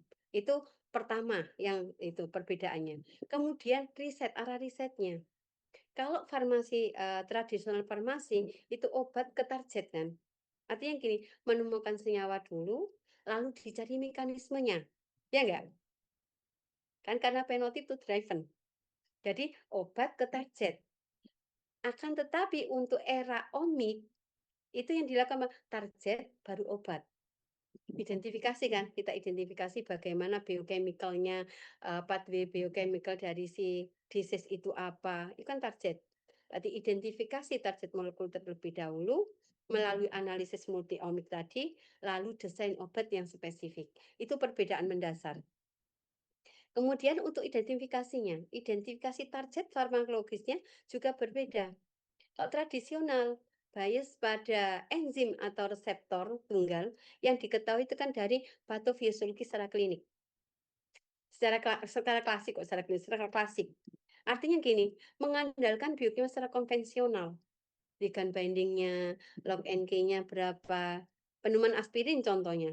Itu kan berawal dari efek analgesik dari kulit pohon willow. Kemudian ditemukanlah target COX, gitu kan. Nah, kalau era omik itu berbalik, menggunakan profil genetik, profil molekuler, contohnya mutasi BRCA, kalau transkriptomik pola RNA-nya berubah, proteomik contohnya perubahan kadar atau aktivitas jalurnya.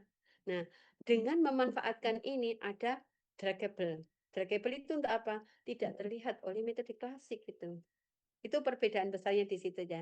Baik dari nanti ada beberapa dari skala kompleksitas juga demikian. Kalau dari volume data, kalau tradisional kan terbatas eksperimental gitu. Kemudian kalau omik datanya kan besar, terabyte udah. Ribuan gen dan protein itu kan banyak. Dianalisis secara bersamaan. Kemudian kalau dari segi analisisnya, kalau tradisional itu eksperimental laboratorium yang memang tertentu secara wet lab, akan tetapi kalau omik itu high throughput screening yang tadi saya sampaikan melalui jaring apa? Jaring PPI, network farmakologi atau network analisis. Itu secara mendasar untuk terkait perbedaan antar keduanya. Kemudian mempengaruhi identifikasinya tadi sudah saya jelaskan juga. Gitu ya, Hervan ya. Ya, bagaimana nih Hervan? Apakah sudah cukup menjawab, Nak? Baik Bu, terima kasih Bu atas jawabannya Bu. Ini Hervan Terima prodi apa, Nak? Ngomong-ngomong. Dari Prodi Sains Data Bu. Oh, Oh, prodi sains sains data data. nih, Bu ya. Oh, pantesan. Iya Bu. Ya, big data itu harus penting itu. Big data itu kan sangat banyak sekali itu ya. Untuk infrastruktur bioinformatika yang besar, validasi biologis, itu dari sains data itu. Kita nggak bisa melakukan pengolahan data tanpa adanya orang sains data gitu kan. Sains data itu sekarang kan karena big data. Yang tadi itu terabyte loh. Satu orang itu kalau kita sequencing, itu datanya itu kurang lebih 2 sampai 3 tera. Itu belum dilakukan analisis, itu masih raw data. Waktu kita varian polling, waktu kita lakukan anotasi, itu nambah lagi datanya. Kalau kita total-total, waktu itu saya dan teman-teman total dari tim, itu kurang lebih satu orang itu 4 sampai 4,5 tera. Satu orang. Jadi data yang ada saat ini tuh kita belum itu secara inventarisasi dengan baik. Itu ya. Nah, dengan para data science nih, langsung dari Fakultas Sains nanti bisa berkolaborasi, bisa membentuk klaster riset atau kelompok riset gitu ya. Atau kan sekarang kan ada tuh terkait untuk dari PKR gitu ya. Nah, dari ITERA membentuk itu bisa antar fakultas, antar prodi bisa membentuk PKR terkait ini. Gitu ya.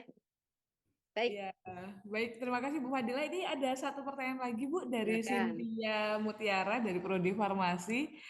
Ingin bertanya dari pengalaman Ibu pribadi katanya Bu ya. Kira-kira ketika Ibu meneliti, tadi kan meneliti mungkin salah satu aplikasinya obat kanker ya Bu dari apa dengan in silico gitu ya. Pertanyaannya adalah kira-kira berapa lama ya Ibu dapat membuat obat kanker yang Ibu teliti itu dari Oke. awal docking itu Bu sampai menjadi obat jadi, dan apa saja tantangan yang Ibu hadapi, dan mungkin salah satu yang Cynthia ini di sini penasaran Bu tentang persentase keberhasilan ya obat tersebut ya terhadap penyakit tertentu gitu ya yang Ibu teliti dari in silico. Mungkin di in silico ini ya Bu ya prediksinya oke ketika diujikan secara klinis seperti itu.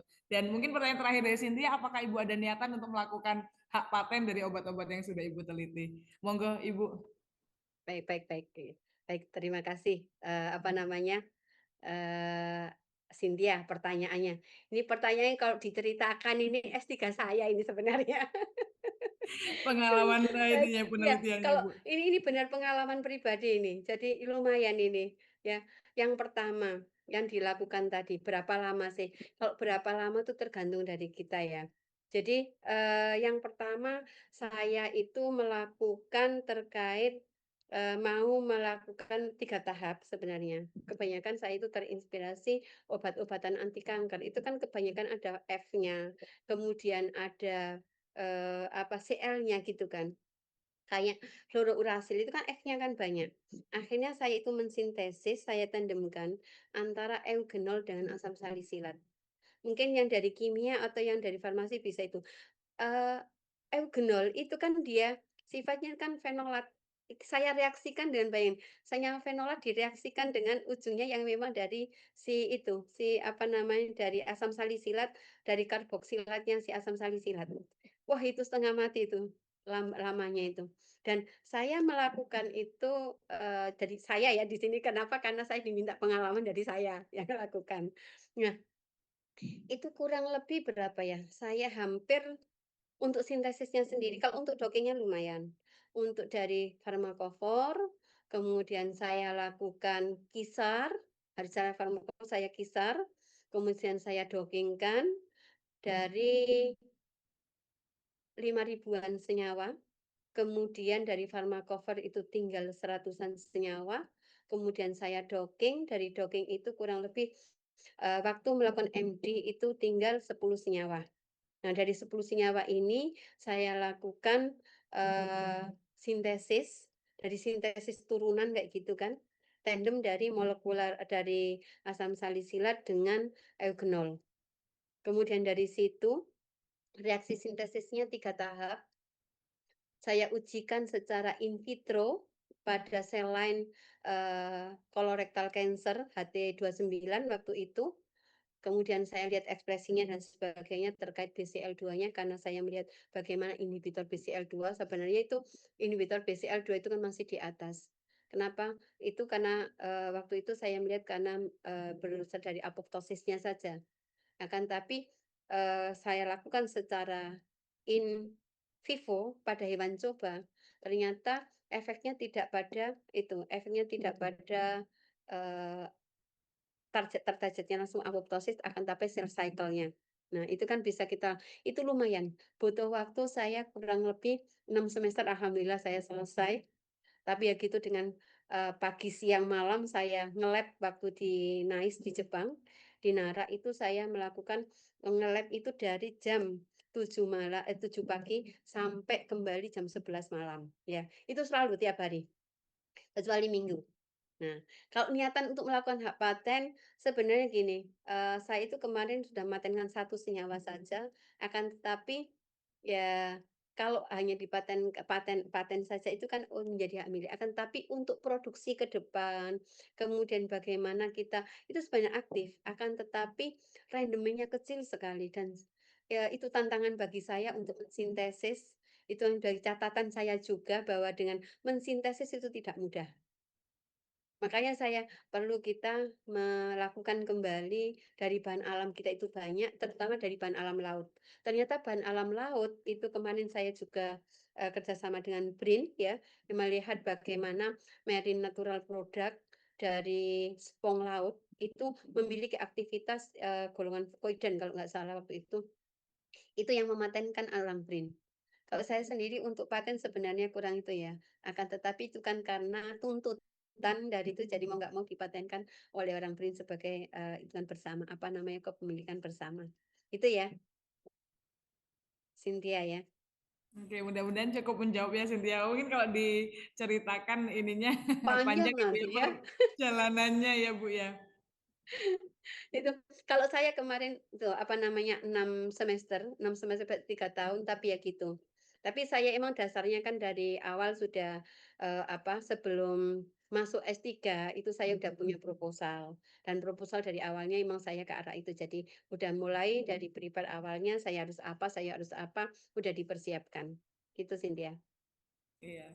Oke, baik. Terima kasih Bu Fadila. Bu, ini ada ini juga Bu pertanyaan dari Irfan Ibu yang menarik juga sih. Ini juga sempat kepikiran apa di saya tadi ya Bu ya.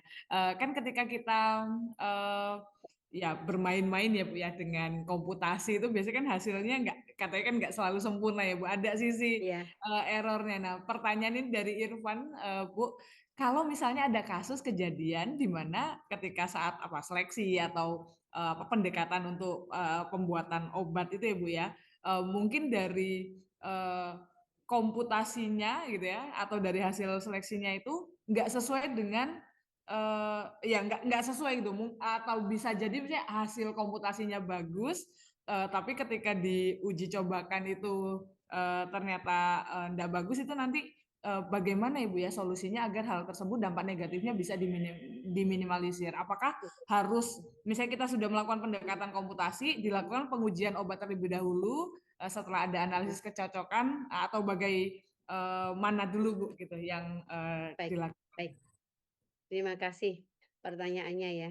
Jika hasil docking atau hasil pencarian obat itu tidak selaras dengan data wet lab, ya, otomatis skornya terbaik, ternyata aktivitas biologisnya tidak sesuai yang diharapkan gitu ya.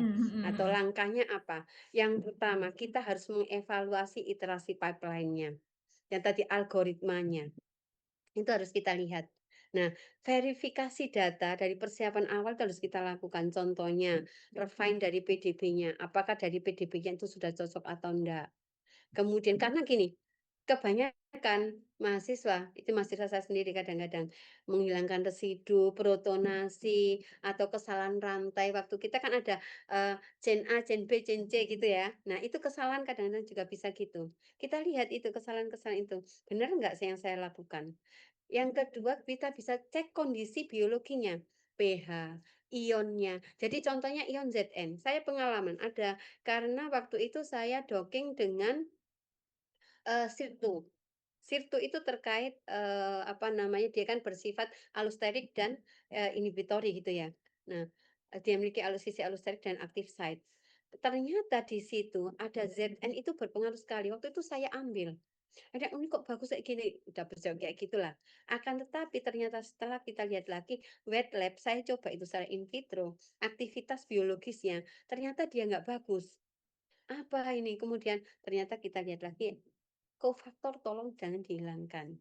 Nah, kofaktor ini apa? Karena koenzim dan sebagainya kan mempengaruhi bagaimana dia. Ya. Nah, juga demikian untuk ligand preparasinya. Kemudian yang kedua, evaluasi parameter dockingnya. Apa? Grid box. Kenapa kadang-kadang mereka melakukan dengan blind docking, ya. Pastikan ukuran grid box-nya sesuai. Makanya biasanya kan ada optimasi, RMSD-nya berapa, gitu kan ya. Kenapa? Karena untuk tahu grid box-nya agar ada di mana binding site-nya. Fungsi grid box itu di mana sih? Contohnya cara mencari saya. Mencari saya itu contohnya mencari Budila di Jakarta. Jakartanya mana kan harus jelas. Tidak ke sana kemari gitu kan. Harus kotaknya atau grid box-nya pastikan ukuran pada posisi yang sesuai. Sesuai dengan apa? Dengan ligan, native ligan. Makanya cari PDB-nya yang sesuai, ya. Kemudian scoring function-nya. Scoring function itu ganti atau kombinasikan. Contohnya, konsensus scoring dari beberapa engine. Berapa sih? Kita bandingkan. Nah, langkah selanjutnya kalau kita masih belum percaya, protein fleksibelnya. Jika kita melakukan rigid, pertimbangkan fleksibilitas docking atau induce fit. Jadi fleksibilitas dari si protein itu harus kita pertimbangkan. Kemudian lakukan redocking ulang untuk apa? RMSD, itu cross validasi kita. Yang sudah diketahui aktivitasnya sebagai kontrol positif atau native ligand, baru kita lakukan bahwa tetap RMSD yang bagus itu makanya docking yang bagus harus ada RMSD-nya sebagai validasi. Ya. Nah, validasi digunakan untuk apa? Untuk mengetahui bahwa kompositnya di situ loh. Aktif site-nya nggak berubah di situ. Itu ya, itu beberapa cara untuk memang yang perlu kita pertimbangkan dan kalau memang kita perlu mempertimbangkan lagi makanya tadi ADME ya, fungsinya untuk apa? Mempertimbangkan faktor biologis. Contohnya ADME-TOK, bagaimana sih senyawa itu tidak aktif in vitro karena kelarutannya rendah atau degradasinya bagaimana. Makanya sebelum melakukan molecular docking, kita lakukan ADME-TOK. Dan kita lakukan apa? Kita lakukan target biologis dengan Swiss target. Untuk apa? Bahwa senyawa yang kita lakukan docking itu memiliki konformasi aktif yang tidak berbeda jauh dengan hasil yang kita lakukan baik docking maupun kita lakukan secara wet lab-nya. Itu yang harus dilakukan. Gitu ya Irfan ya? Oke, mudah-mudahan cukup terjawab ya Irwan ya. Jadi artinya sebelumnya juga kita harus Iya, mengevaluasi dulu ya Bu ya metode-metodenya betul, udah betul. apakah ada yang keliru atau tidak seperti itu. Oke, baik terima kasih Bu Fadila. Ini saya persilakan kembali kepada ada di mahasiswa. Monggo jika masih ada pertanyaan boleh mungkin langsung resen aja nak kalau mengetikkannya lumayan lama boleh langsung raise hand. Silakan. Saya persilakan nih untuk mahasiswa. Monggo, masih ada pertanyaan lagi kah? Apakah sudah cukup jelas untuk kegiatan pada siang hari ini? Silakan. Ada pertanyaan lagi? Tidak? Masih ada waktu ya Bu Nur Ya, Adliani ya silakan, Bu? ya, silakan, biar bisa kita sharing. Tidak apa-apa, tadi yang ada yang belum, Bu, saya belum puas jawabannya, silakan. Ditambahkan lagi, silakan. Ayo, masih ada waktu 20 menit. Silakan, ini ada yang resen Ibu. Silakan Yuk, silakan. Rizka Arini, monggo boleh langsung menyalakan mikrofonnya nak. Baik Ibu, terima kasih atas kesempatannya Bu. Mohon maaf tidak menyalakan kamera Bu Ya, sebelumnya. nggak apa-apa, ya. Ya. Jadi izin bertanya Bu, jadi saya dari mahasiswa farmasi Bu, kebetulan di semester 7 ini saya mengambil topik TA-nya itu tentang molecular docking gitu ya Bu. Nah saya itu izin bertanya Bu, kan kalau topik di TA saya itu terkait dengan topikal kandidat baru obat untuk topikal ya Bu. Nah kemudian saya ingin bertanya Bu, kan kalau misalnya untuk ADMET, parameter ADMET itu hanya apakah kan memang untuk oral ya Bu, misalnya ADMET itu. Nah, saya ingin bertanya, itu masih bingung Bu, kalau misalnya topikal, apakah di absorpsinya, di metabolisme dan di metabolismenya itu kan nggak ada ya Bu, maksudnya untuk yang di topikalnya. Jadi, apakah, gimana ya maksudnya, intinya, apakah kalau misalnya topikal tuh datanya itu memang lebih sedikit gitu ya Bu, untuk yang di ADMET, atau kita bisa cari data yang lain gitu Bu, di website-website mana gitu. Terima kasih Bu. Baik, terima kasih untuk Rizka hari ini ya. Kalau kita ADME ya, kenapa tadi saya sebutkan ADME kan? Sebenarnya kalau ADME itu kan ADME absorpsi, distribusi, metabolisme dan ekskresi gitu kan. Itu kan kayak kita untuk apa sih? Untuk tingkat penyerapan melalui kulit mukosa, kemudian distribusi bagaimana dia di jaringan kulit dan sebagainya gitu ya. Akan tapi untuk parameter itu tadi semua kan untuk parameter topikal berbeda dengan oral gitu kan ya. Nah, maka untuk obat-obatan terkait yang bisa menembus secara sirkulasi sistemik itu yang perlu kita jelaskan kembali. Contohnya metabolisme. Enzim kulitnya itu apa? Esterase, CYP lokal, kemudian metabolisme di hati bagaimana, itu tetap bisa kita lakukan. Nah, akan tetapi untuk parameter khusus yang topikal kita tambahkan. Yang pertama, parameter spesifik diantaranya permeabilitas kulit. Ya, menilai seberapa cepat atau mudah senyawa melewati stratum corneum, ya kan? Kemudian skin retensinya. Berapa lama obat tersebut bertahan di lapisan kulit teratas? Misal epidermis, kemudian dermisnya berapa lama. Itu ada itunya, parameter-parameter itu yang emang ada di software itu bisa dilakukan itu. Bukan hanya pada kadar plasma kan, akan tetapi itu bagaimana penetrasinya. Kemudian penetrasi rate-nya, kecepatan dari obat untuk menembus tiap sentimeter itu kan bisa diukur. Itu ada itunya, log P atau koefisien partisi dari log P solubility. Ya, sifatnya apa? Lipofilik, moderat atau enggak. Makanya di situ ada pKa dan ionisasi. pKa itu kan bisa diukur itu, bisa diukur dari parameternya menggunakan bentuk non ion atau ion, penetrasi membran atau enggak, ya. Jadi ada beberapa kriteria-kriteria yang memang bisa kita lakukan. Contohnya kalau memang kita mau untuk mendukung, itu bisa kita lihat dengan ADME klasik tetap dicek tetap, kemudian permeabilitas, flux, kemudian retensi, iritasi itu perlu ditambahkan untuk uji in silico, ya. Seperti itu, Rizka, apakah sudah cukup menjawab, Nak? Baik, sudah sangat menjawab Ibu. Terima kasih. Oke, baik. Nah, ini Rizka tadi sedikit curhat ini ya Bu ya, topik TA-nya ya rasanya ya, Ya, mulai nggak apa-apa, silakan. bermain molekular docking ya Ada Rizka. Topcat itu, menggunakan Topcat aja di sana nanti. Topcat kan dari Biovia itu ada, ya. Itu ada prediksi toksisitas dan juga ADME berbasis kisar. Memang dia sangat memungkinkan sekali itu ya. Atau untuk direct nexus itu memungkinkan, itu in silico. Kemudian dia digunakan untuk iritasi, sensitasi juga bisa digunakan itu. Dan tinggal masukkan senyawanya, dari senyawanya itu akan dicek bagaimana terkait atau dermbin. Dermbin itu bisa prediksi skin permeabilitas, log KP-nya berapa. Kemudian dermal absorpsinya berapa untuk senyawa kimia tertentu. Gitu ya. Oke, mudah-mudahan cukup Oke. menjawab. Nah, ini ada satu lagi Bu, ini Iya. mahasiswa Ika Putri dari Farmasi Bu, yang juga sepertinya topik penelitiannya ke arah molekular docking Bu. Nah, jadi dari pertanyaannya Ika itu adalah jadi pada saat ini Ika sedang proses studi literatur Bu.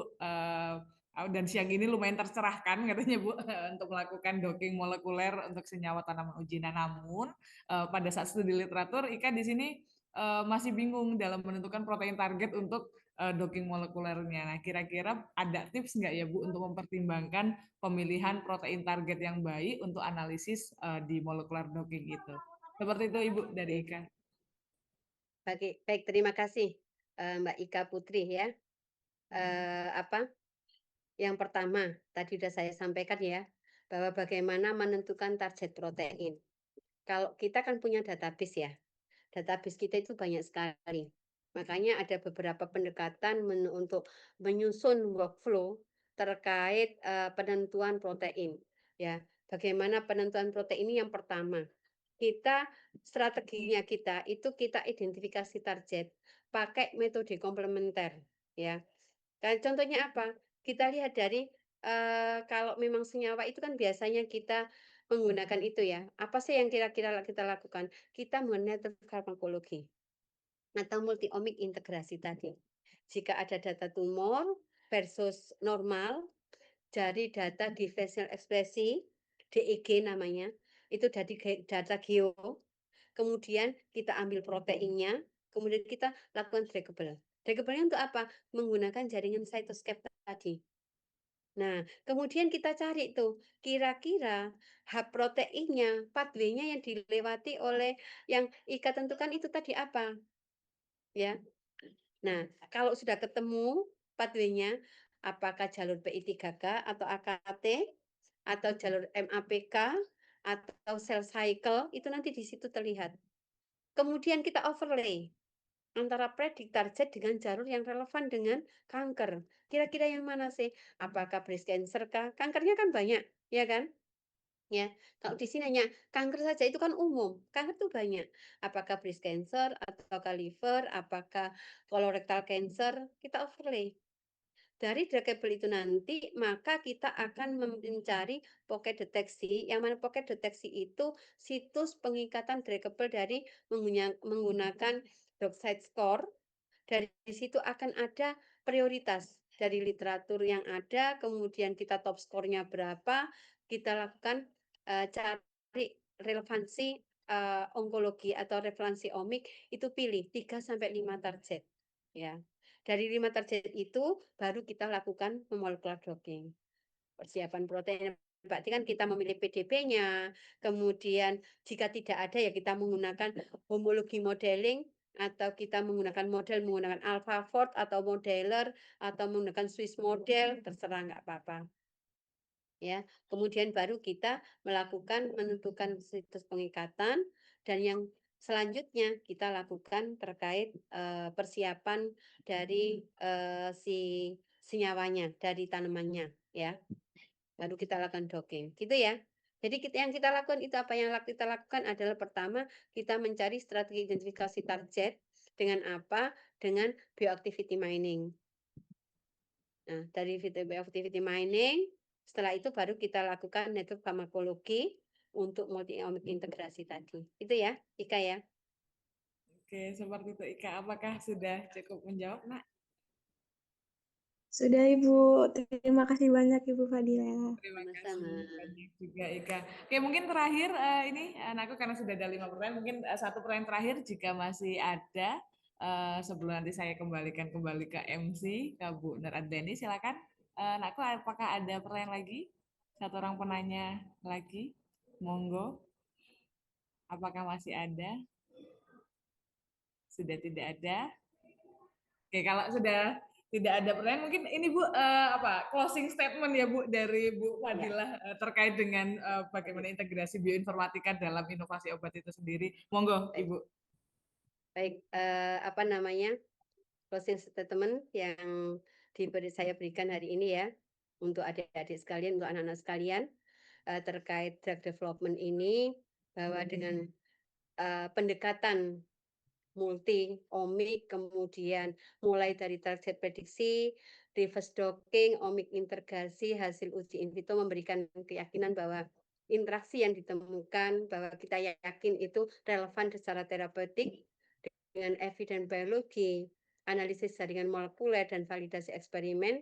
Dengan mengikuti alur ini, penelitian in silico tidak hanya menjadi langkah awal yang cepat dan hemat biaya, akan tetapi menjadi fondasi yang kokoh ya untuk pengembangan obat berbasis bahan alam yang lebih efektif, selektif, dan memiliki peluang untuk translasi klinis yang lebih tinggi.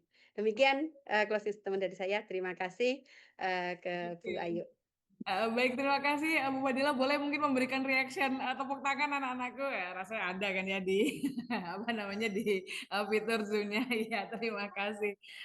Ya, baik, terima kasih Bu Fadila untuk ilmu yang hari ini sudah di-share ya Ibu. Mudah-mudahan nanti kita tidak hanya bisa berjumpa melalui kuliah secara online saja ya Ibu Fadila. Mudah-mudahan juga nanti adik-adik mungkin yang tertarik untuk magang ya Bu ya rasanya di labnya. Silakan. Bu Fadila bisa menghubungi Bu Nur Adliani mungkin ya yang sebagai PIC nanti menghubungkan dengan Ibu Fadila. Nah, aku dengan demikian untuk sesi pemaparan materi yang sudah kita dengarkan bersama-sama dan juga tanya jawab tadi yang juga sudah dijawab oleh Ibu Fadila, mungkin kita harus selesai sampai di sini. Oh ya, untuk tadi 5 penanya, anakku 5-5-nya akan mendapatkan bingkisan nanti dari Fakultas Sains. Adik-adik bisa menghubungi saya nanti Bu Ayu pada hari Senin itu di prodi kimia gitu ya. Nanti kalian bisa menghubungi saya langsung saja ke Prodi Kimia untuk mengambil bingkisannya. Nah, Ibu, tadi saya lupa kita belum ada sesi foto bersama. Nah, ini walaupun saya agak sedih nih Bu, kok device saya tiba-tiba kameranya jadi cuma bisa background aja kok. Wajah saya Nggak nggak apa-apa, terlihat nggak apa-apa. kameranya. Oke, adik-adik, ayo kita buka dulu kameranya, kita lakukan sesi foto bersama sebelum kita akhiri kegiatan pada sore hari ini. Nah, ya disiapkan senyum terbaiknya. Mungkin dari operator bisa membantu saya ya untuk mengambil dokumentasi. Ini ada 5 layar, adik-adik, karena kita nggak tahu ada di layar yang mana, jadi terus tersenyum ya. Layar yang pertama dulu, 3, 2, 1. Oke, layar pertama sudah. Sebentar. Kita pindah ke layar yang berikutnya di komputer saya. Oke, 3, 2, 1. Oke, baik. Masih ada layar berikutnya. Sebentar. Kita ke layar berikutnya. Monggo, masih senyum yang paling manis. Karena tidak tahu di layar yang mana. 3, 2, 1. Oke, di layar yang keempat. Oke, 3, 2, 1. Nah, yang terakhir, oke, ada 5 layar nih. 3, 2, 1. Baik.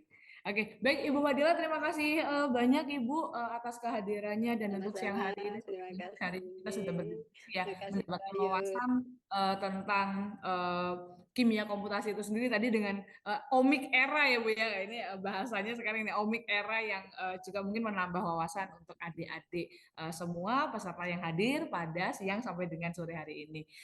Saya Aditya Ayulanda selaku moderator, mohon maaf yang sebesar-besarnya jika dalam penyampaian atau dalam mandu kegiatan Stadium General pada siang menjelang sore hari ini ada kesalahan dalam ucapan maupun tindakan, saya mohon maaf yang sebesar-besarnya. Sekali lagi terima kasih banyak.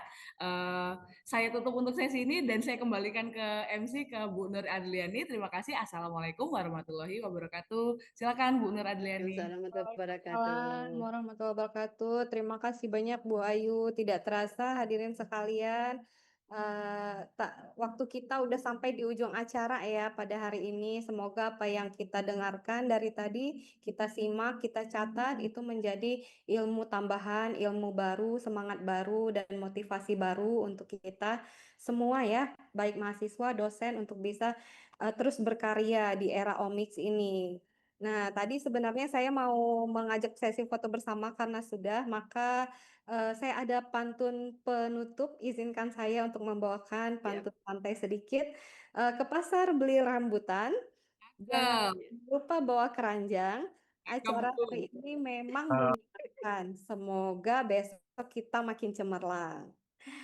Nah, Amin. terima kasih. Pada kesempatan yang berbahagia ini, izinkan saya juga mengucapkan terima kasih banyak yang sebesar-besarnya kepada Ibu Dr. Fadilah yang telah berbagi ilmu dan menyisakan waktu weekendnya untuk kita semua, dan kepada Ibu Moderator yang telah memandu jalannya sesi ini dengan baik. Terima kasih juga untuk seluruh para dosen yang hadir, panitia, dan juga anak-anak kita mahasiswa semua yang partisipasi aktif ya, apalagi yang sedang TA. Jadi sekali lagi terima kasih atas kehadiran Bapak Ibu semua. Saya sebagai MC pamit undur diri. Mohon maaf jika ada dari tutur kata ataupun perbuatan saya yang kurang berkenan. Saya akhiri acara kita hari ini. Wassalamualaikum warahmatullahi wabarakatuh. Waalaikumsalam warahmatullahi wabarakatuh. Terima kasih Ibu. Mbak Adliani, terima kasih semua. Ya, sama-sama Ibu. Kita kolaborasi ke depan. Monggo silakan. Iya Bu. Izin pamit Bu Adliani, Bu Ayu. Terima kasih banyak ya Ibu. Terima kasih banyak Ibu. Ya, izin pamit Ibu ya. Assalamualaikum. Waalaikumsalam warahmatullahi wabarakatuh.